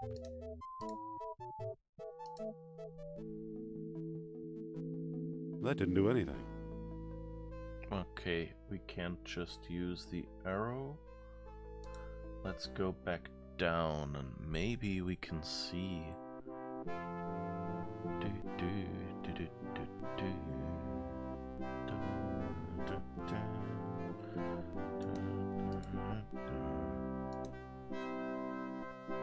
Ouch! The screw came out, but that hurt.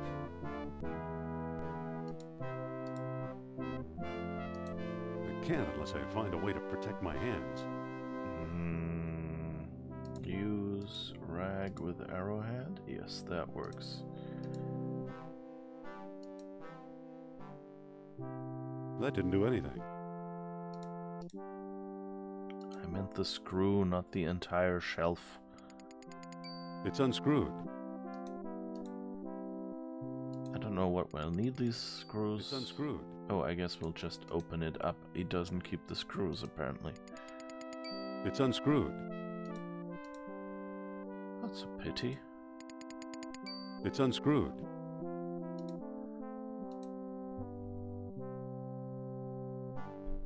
There's nothing of importance here. I don't think that'll work. I can't pick that up. I believe it's part of the old Ward collection. So why were we able to screw that open?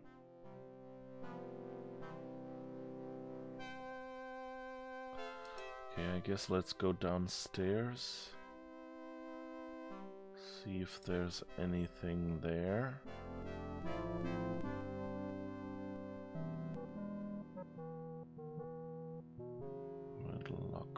left locker, right locker.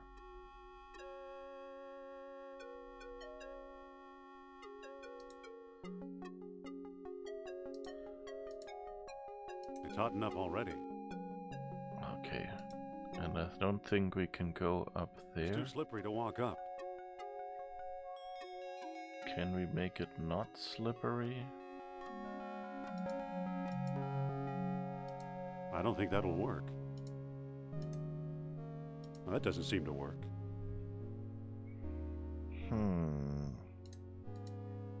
That didn't do anything.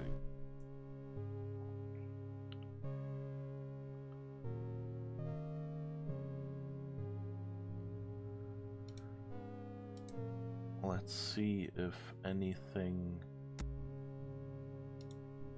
about these lockers covers something else. No.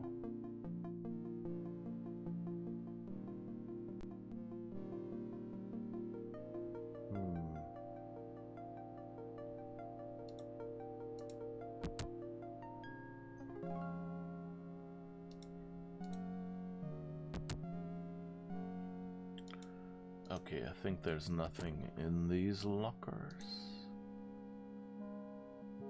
Doo-doo.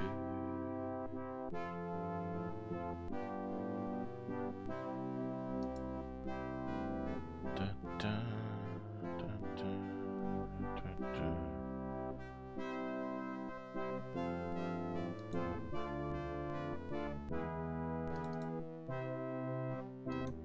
I can't move it. I can't move it.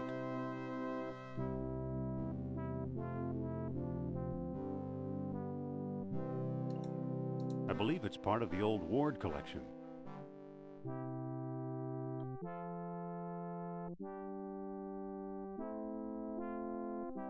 Is there nothing here that can be picked up like a key?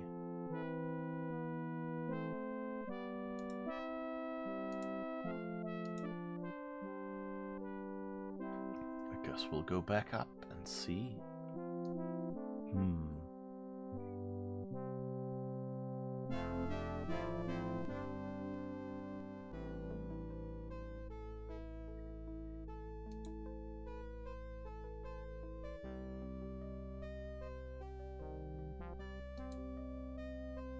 Oh, maybe we have to go into Marcus' office. Maybe that has the key.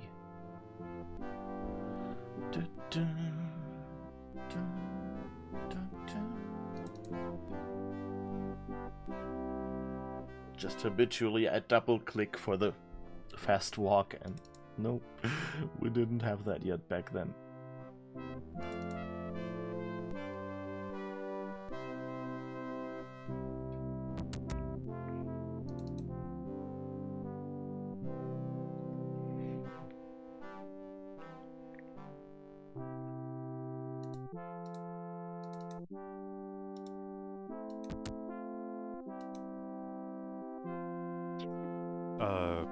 Well, don't just stand there.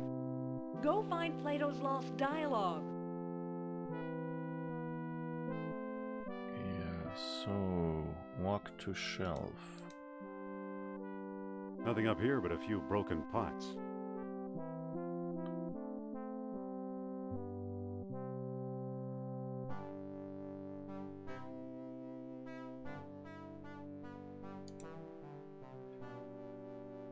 Here's a cartouche from the Well of Souls. Okay, that gray pixel is nothing.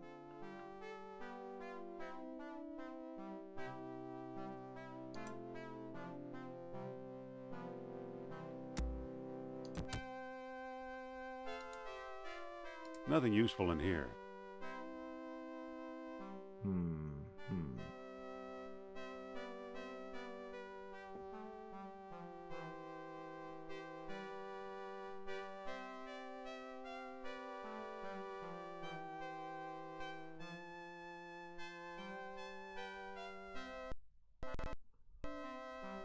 Okay, space doesn't show hotspots.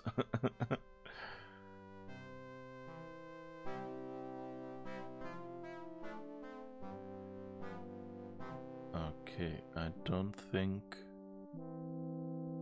there are any keys around here.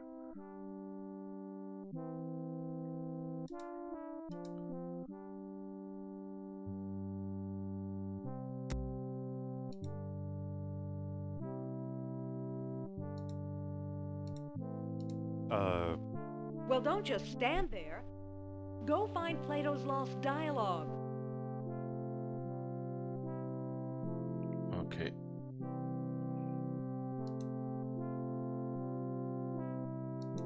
I don't think that'll work. You're going out for a moment for a chore. We'll be back in 1 hour if you're still online at that time. Yeah, I'll probably be finished in about half an hour, so have a nice afternoon, and maybe see you tomorrow, Tony. And thanks for being here, and thanks for all the interesting information.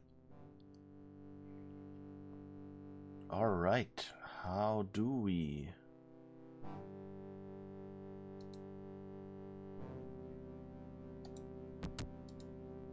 find the key then?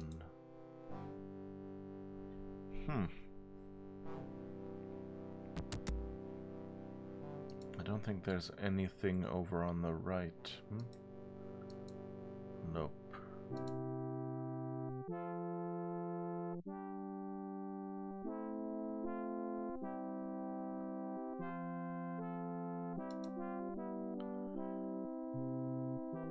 And I think we've been downstairs. We've been over there. Well, I guess let's go back downstairs and back upstairs.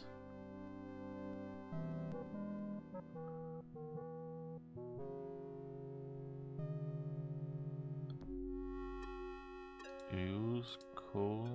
Oh, there is no coal to get.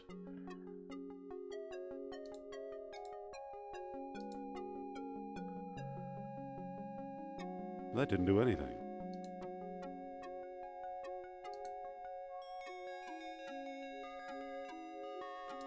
I don't think that'll work.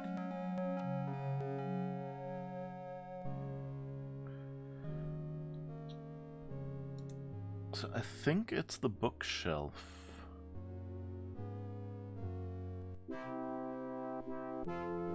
Because that would let us get into that middle room.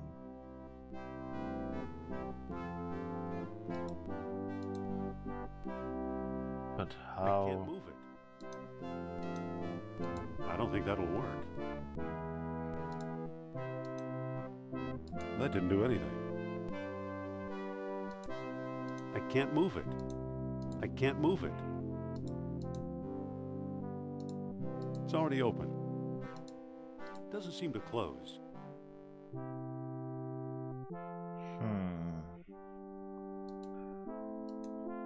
That'll just make a mess.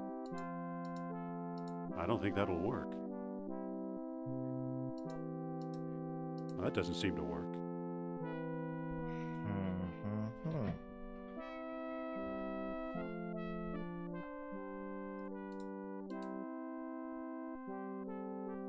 I can't move it.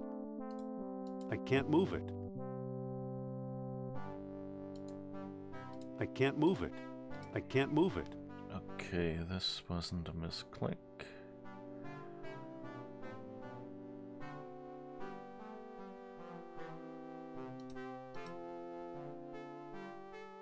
I don't think that'll work.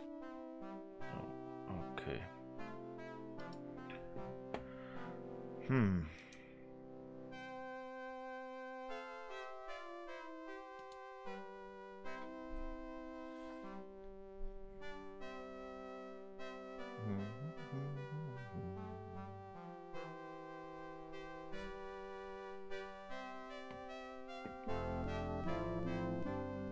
Can I use the whip to get up? I don't think that'll work. No, okay.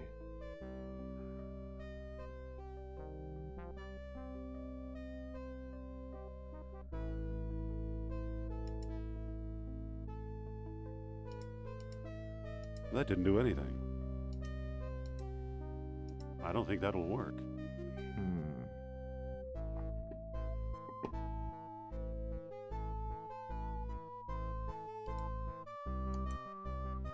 I believe it's part of the old Pierce collection.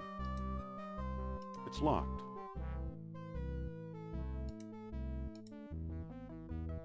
That didn't do anything.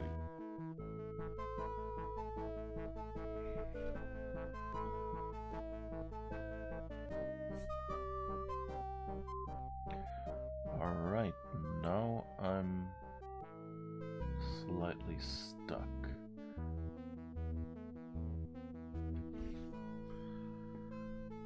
Let's do a save here.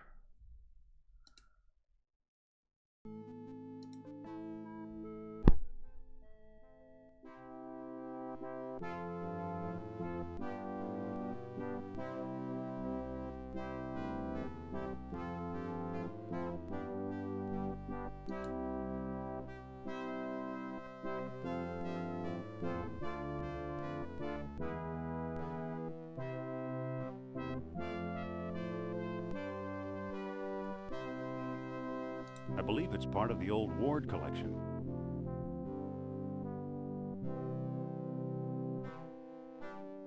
I'm kind of feeling like this is bugged.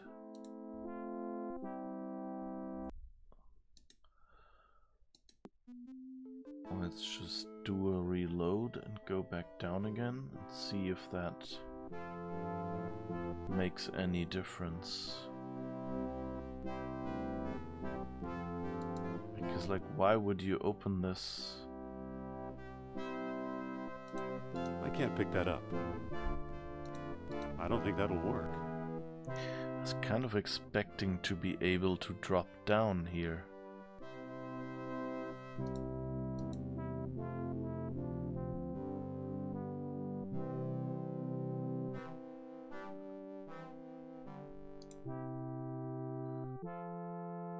There's nothing of importance here.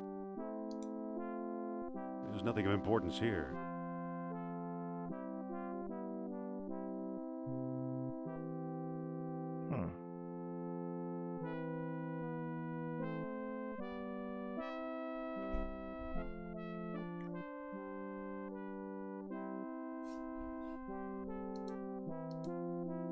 That didn't do anything. That didn't do anything. The usual. That'll just make a mess. That'll just make a mess. Try That'll just make a everything with mess. everything. Well, that doesn't seem to work. I don't think that'll work.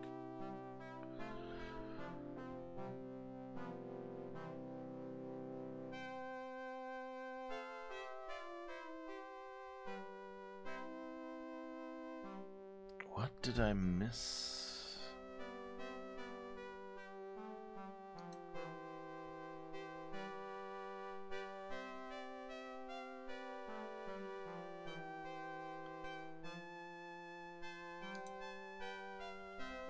It says, movie tonight, the 39 steps. It says, wanted, rideshare to World's Fair. It says, Edward Teller, phone home. Edward Teller, E.T., phone home. It says, movie tonight, the 39 steps. But there's new bulletin board questions now. Okay.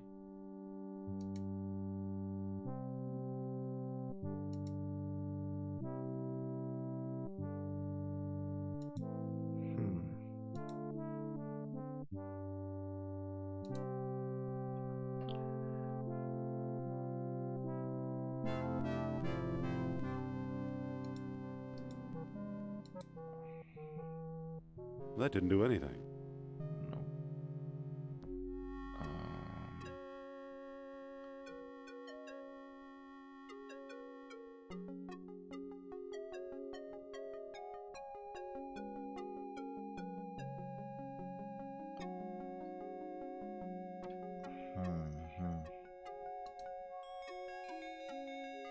It's too slippery to walk up.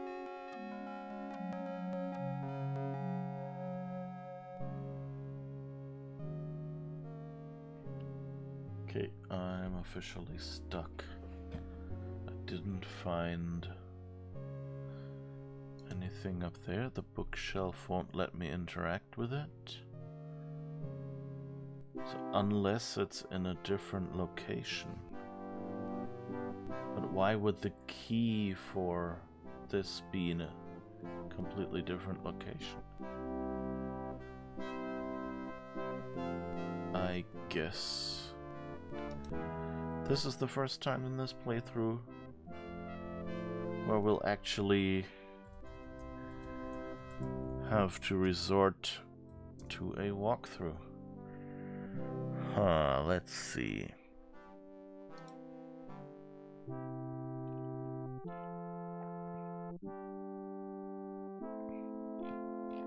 Return to Barnet College.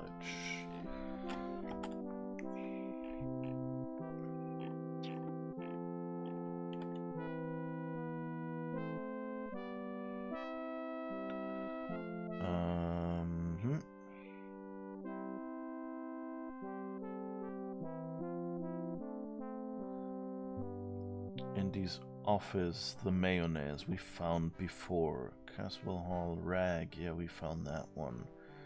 Lump of coal in the furnace room, we found that one. And the bookcase fell over. There's a school desk.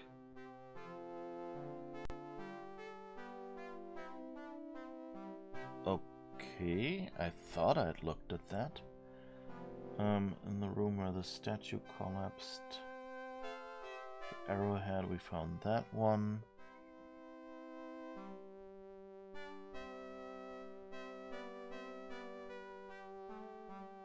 And use the mayo for something. It's...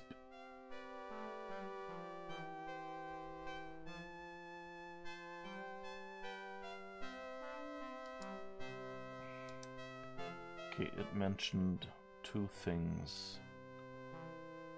So first, I looked at the school desk, I'm sure, but apparently I didn't. An old lecture hall desk, complete with a wad of gum, I'll bet. And now I can... Okay, that's weird. I thought Sure I had is that. gooey. Okay. But now...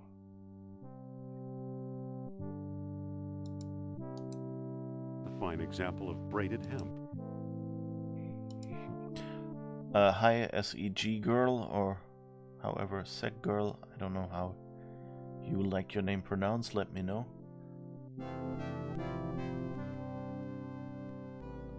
Mentions an urn. What if I don't see an urn? Was it behind that one? Nope.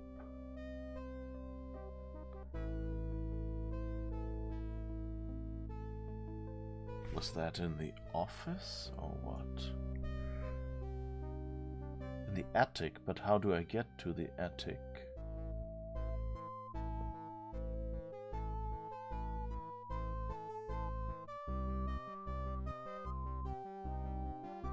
That's my problem, I guess.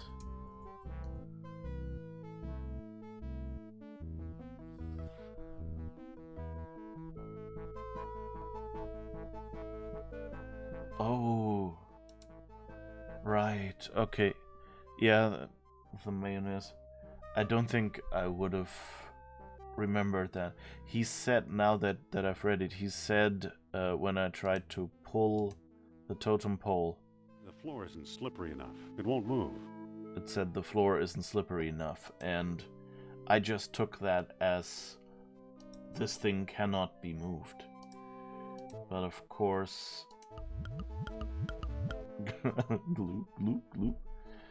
Okay. And not because like I thought like there has to be some way to get up there, and I tried the pull, but sadly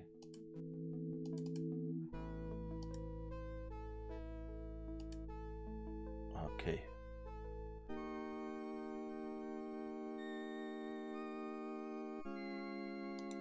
It's a crude copy of a Persian idol.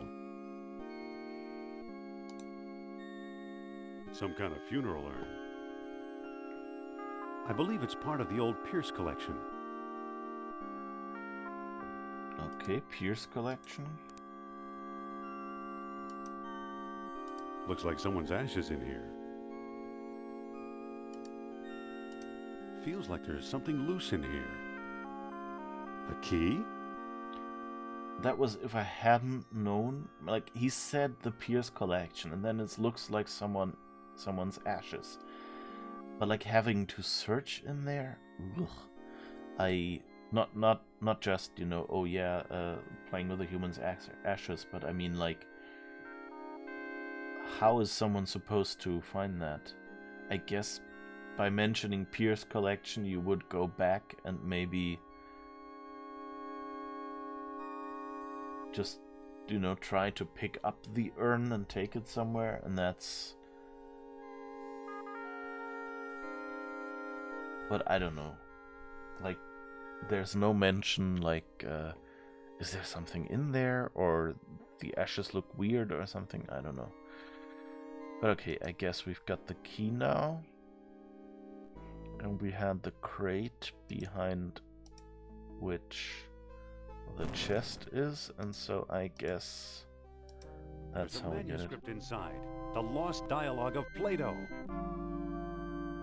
Okay. I'm not sure if the first time I played I got this. Like, it was one of the thoughts, like when I first interacted with the pole, I thought, like, I need to climb up there somehow, and this seems tall enough, but I don't remember. Might have been stuck there the first time.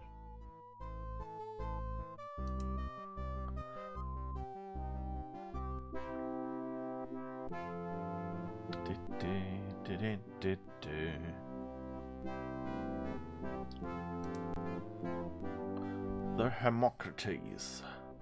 Now at last I have Plato's Lost Dialogue translated entirely. The Greek original is lost, so I've used the Arabic text I found in an Italian monastery years ago, and always thought was a hoax. Now I wonder, could this remarkable book hold the secret to long-lost Atlantis? Probably not. No one will publish it, that's certain. The fear of ridicule is too great. To be safe, I've sent a copy to Pierce. Charles Sternhardt, London, 1922. Oh, wait. Ah, here, Hermocrates. In shame I hereby do recant the time and place whereof Critias spoke. In rendering Egyptian into Greek, he made a tenfold error. Instead of lying 3,000 miles hence, Atlantis may well have been 30,000 miles away. Or perhaps it was less than 300 miles from our own shores. Likewise, it may be that the lost kingdom held sway as many as 100,000 years ago, or as few as 1,000. Socrates, if a kingdom arose on earth beyond anywhere men might travel, then we would never hear of it. We ought to accept the lesser figure. So glorious Atlantis founded 2 colonies, the lesser 330 miles north of the city, and the greater 400 miles to the south. Gates of the kingdom opened only with the aid of special stones. At many outposts a sunstone sufficed. If sunset made the tall horns red.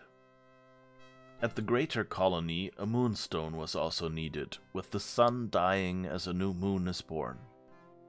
Okay, I guess that's the hint on how to place something. If sunset made the tall horns red. And then with the sun dying as a new moon is born. To approach Atlantis itself, a world stone was required as well, with darkest night soon to rule the western sea. Final entrance yielded only to contrary minds.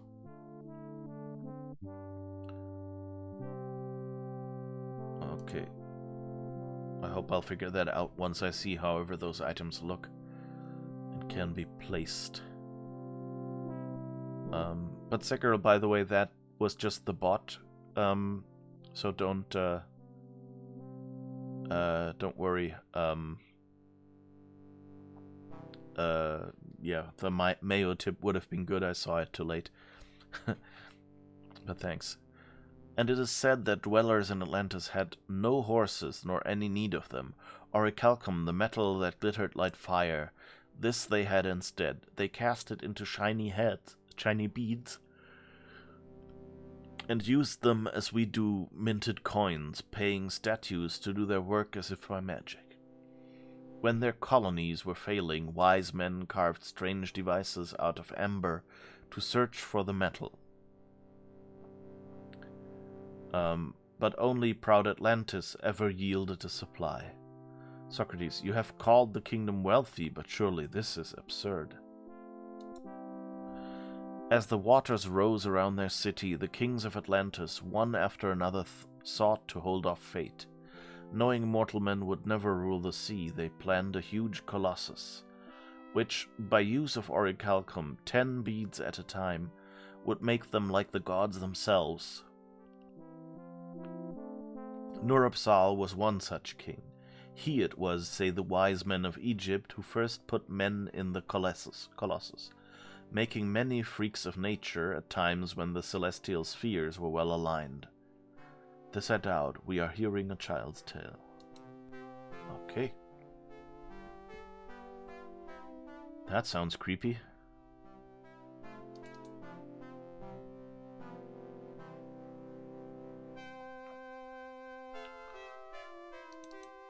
Do, do, do, do, do, do, do, do.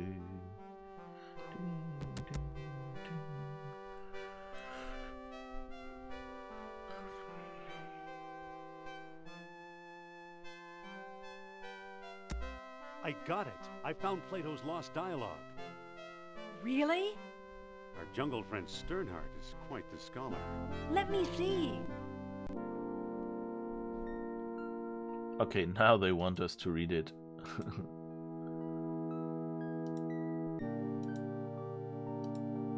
I don't see how this will help us find Atlantis. Didn't you notice Plato's tenfold numbering error? Plato mentions colonies. Didn't you notice Plato's tenfold numbering error? So he got his dates mixed up. Why is that so important? It means his distances could also be wrong. We may not find Atlantis in the Atlantic at all. Where then? If Plato is right, Atlantis is in the Mediterranean. Plato is right. Atlantis is in the Mediterranean. You mean 300 miles from Greece instead of 3,000?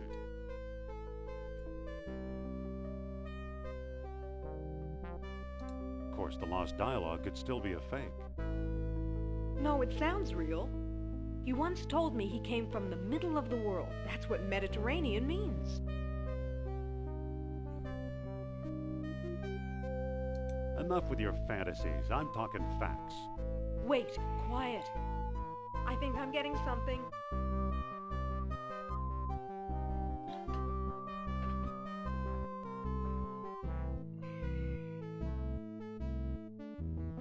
Don't push this too far, Sophia. Will you just shut up and listen to me? Among the artifacts that Kerner stole was a small stone disc with a hole in it. I'm sure it was one of the 3 stones mentioned in Plato's book. And I didn't find it. I bought it from Omar al-Jabbar in Algiers. Haven't we talked to enough of these nutcases? Or was it Alain Trottier in Monte Carlo? Either way, Algiers or Monte Carlo. This much I do know. You'll need all 3 stones if you want to find Atlantis.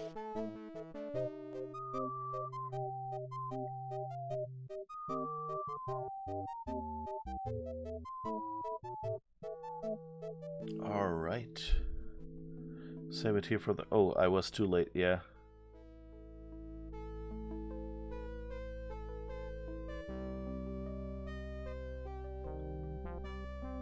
Is this already the choice, or can I somehow drop out of this? Maybe we ought to call this whole thing off. You can weasel out later, but first I'm going to tell your fortune. Look into my eyes. Deep into my eyes. For Pete's sake, I'm not going to hurt you. Now hold still. You are a remarkable man, Dr. Jones. You possess great strength of character. You are resourceful, but you're better with your fists than your head. I foresee combat and violence along your path to Atlantis, a path too dangerous for me. Okay. Maybe I wonder if I can save during the dialogue. I think the old game didn't let you do that, but ScumVM might be smart enough. Thanks for the tip.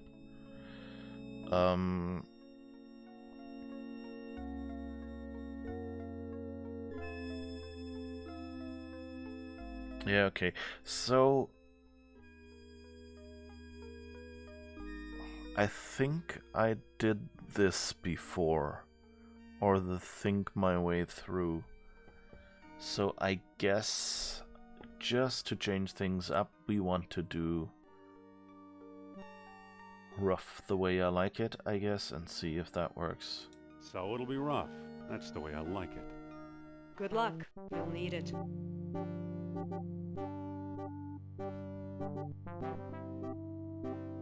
Take care of yourself and don't talk to strange Nazis. I'll send you a postcard. So long, Indy. Okay, that'll be interesting. Going the rough path without Sophia.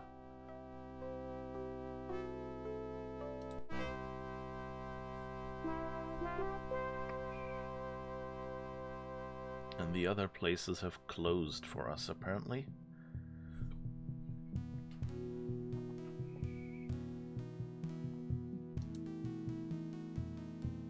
Hello there. Ah, a prosperous American. Do you know where Omar Al-Jabbar lives? Omar is one of my best customers. Alas, his address is known to few men. What are you doing here on the streets? I'm a beggar, Effendi. It is my job to be here. That's a bit weird way of phrasing it.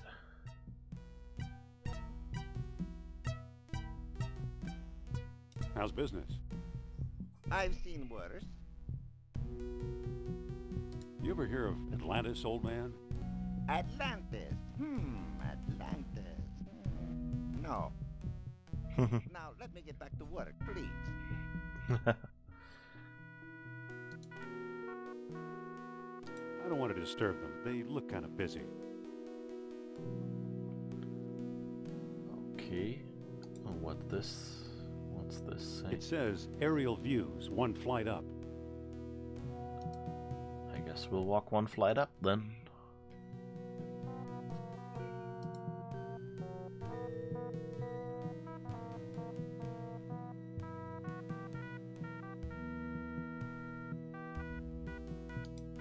It says balloon ride, closed for repairs. Ah, I vaguely remember a balloon ride.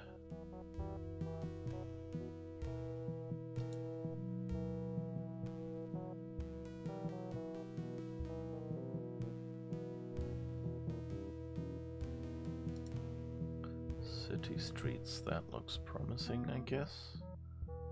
I'm not going out there unless I absolutely have to. Okay.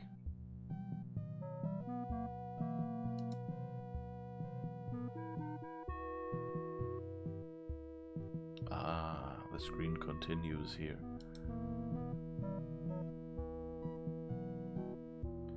I don't remember this area at all.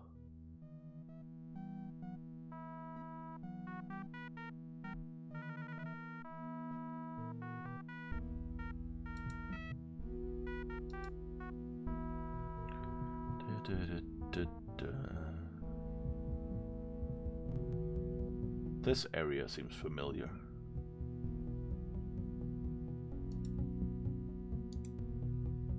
Excuse me. How can I help you, Effendi? Are you Omar? You mean Mr. Al-Jabbar? That is an also good one, Effendi. I'm his trusted servant, Paul Abdul. Paul Abdul? Do we do 80s music now?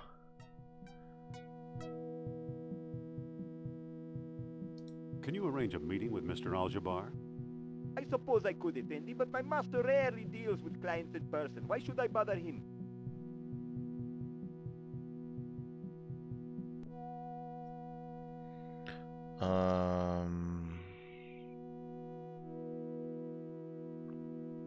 Got a hot tip on some stolen artifacts. It's a matter of life and death, I guess it is, if the Nazis are running away with something. Huh. Not sure I want to say.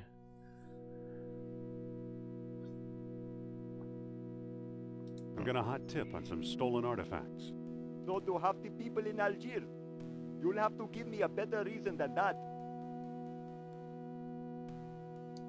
Excuse me. What is it now?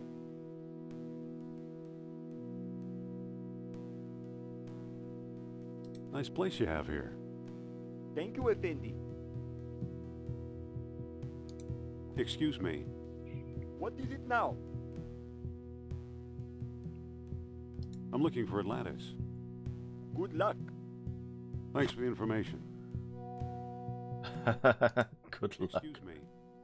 What is it now? I'd like to see Al-Jabbar now.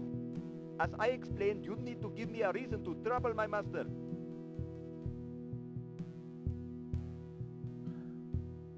Okay. Little pots. Pots. Okay, what else is here? It all looks pretty worthless.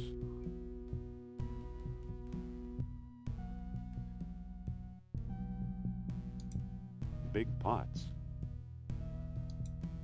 It all looks pretty worthless. It says, drink Elliot's rosewater in Arabic.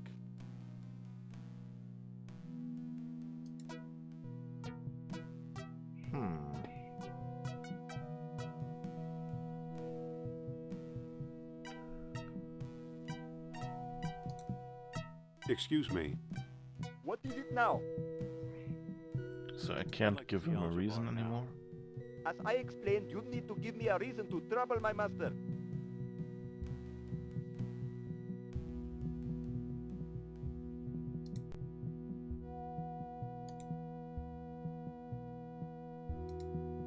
Probably not. But Excuse me. Yes? I think this may interest you. I'm not interested in fake books, Effendi. okay, he thinks it's a fake as well. And I guess the Excuse me. archaeology Yes? book won't work either. I think this may interest you. I'm not interested, Effendi. Okay. I don't think that'll work. Was worth a try. Worked in Assassin's I think Creed. that'll work.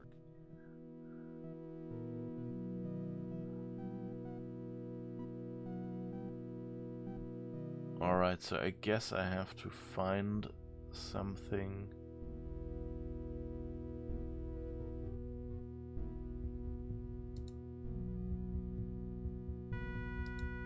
And that's the city streets where he probably won't go, right? I'm not going out there unless I absolutely have to. Alright.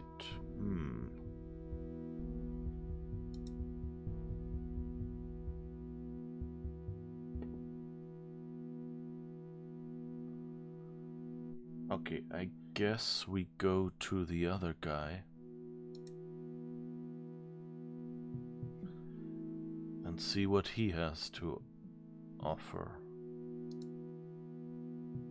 Long dusty path back to the airport. And we can't go to New York again? Interesting. Ah, this place seems familiar.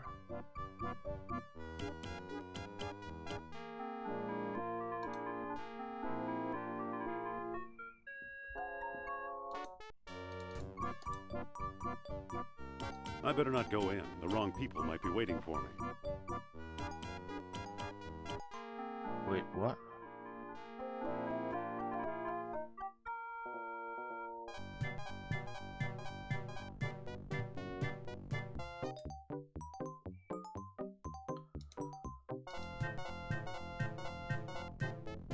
I better not go in. The wrong people might be waiting for me. Okay, that seems a bit odd. Like, why is he worried here and not elsewhere? Huh. Alright.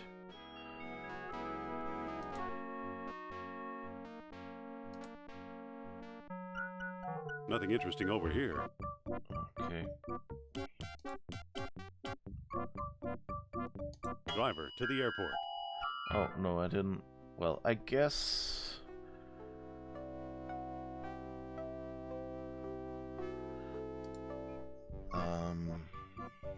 Not sure what I can do here.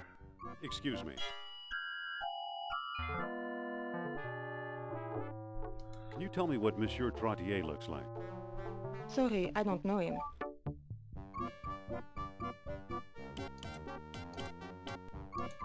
Excuse me.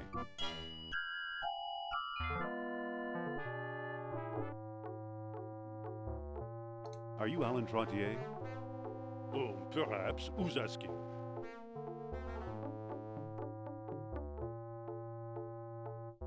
I'm Dr. Indiana Jones of Barnett College. Jones? I believe I've heard of you. Yes, of course, the famous archaeologist.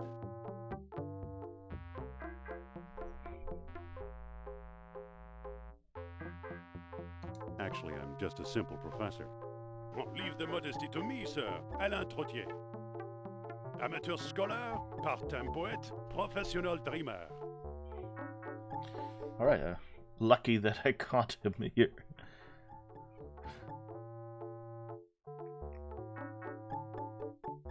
I've heard you deal in Atlantean artifacts. Aha, my reputation precedes me. To prove you're worth dealing with, answer me this. Why did the Atlanteans build their huge colossus?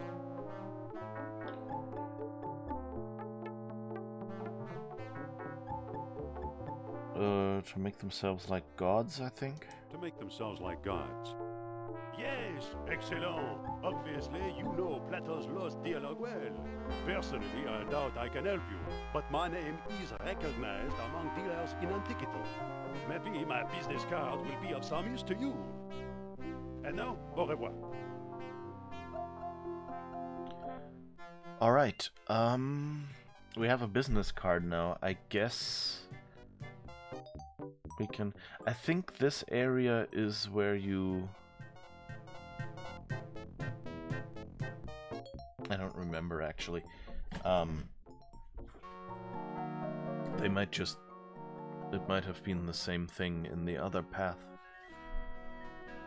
Anyway, it's almost 5 p.m., so this is where... Yeah, usually in my Sunday streams, 5 p.m. is where I start. But with these streams, the idea is that I'll be ending now. I'll probably be back tomorrow for more of this game. Maybe let's push this button. Anyway, yeah. That's pretty much it. I've enjoyed revisiting this game so far, and I want to play some more tomorrow. We'll see. Maybe I'll come back or something. I need to get something to eat now, at least. We shall see. Probably won't be Indiana Jones if I stream again today. You know, probably will, I don't know. I'm thinking about maybe doing some drawing, but I'd have to fiddle around and do some setup, so I'm not sure. But anyway, this week will be random streams throughout the day. Probably something like today from 1 to 5, or from 5 to, you know, like 10 or something. Play Rocket League. I'm not that good at Rocket League. I might if some of my friends are playing it might join them, but that's about it. Anyway, so just for those curious, so we're playing Sam & Max The Devil's Playhouse. That's the third Telltale season, which is also a point-and-click adventure, every Sunday starting at around this time, which is 5 p.m. in my time zone. So if you're interested in that next Sunday, or this Sunday, I guess we can say by now, you could be coming by for that. Also, the remake, not just remaster, but an actual remake of Myst releases this week on Thursday, I think? 26th, whatever day that is. Monday, 4, Tuesday, 5, Wednesday, 6, Thursday, yeah. On Thursday. So yeah, that's something, if you're interested in Myst or in very explory puzzle games that are first person, though not point and click like this one. Not third person point and click like this one. Anyway, if you're interested in that, look forward to that. I plan to play it. I'm not sure if I'll be playing it this week. It might just become the regular Sunday game after Sam & Max finishes, or if I'm impatient, I might just preempt an episode of Sam & Max and then do Myst instead for a while and then come back to Sam & Max. We shall see. But next weekend will probably still be Sam & Max. You see, it's all a bit in flux because this is a very spontaneous birthday week stream schedule now. So hopefully see you maybe tomorrow, maybe see you on future Sunday streams, which is my regular time. And have a great rest of the day, afternoon, morning, whatever it is for you, night, and hopefully see you again tomorrow. Bye bye.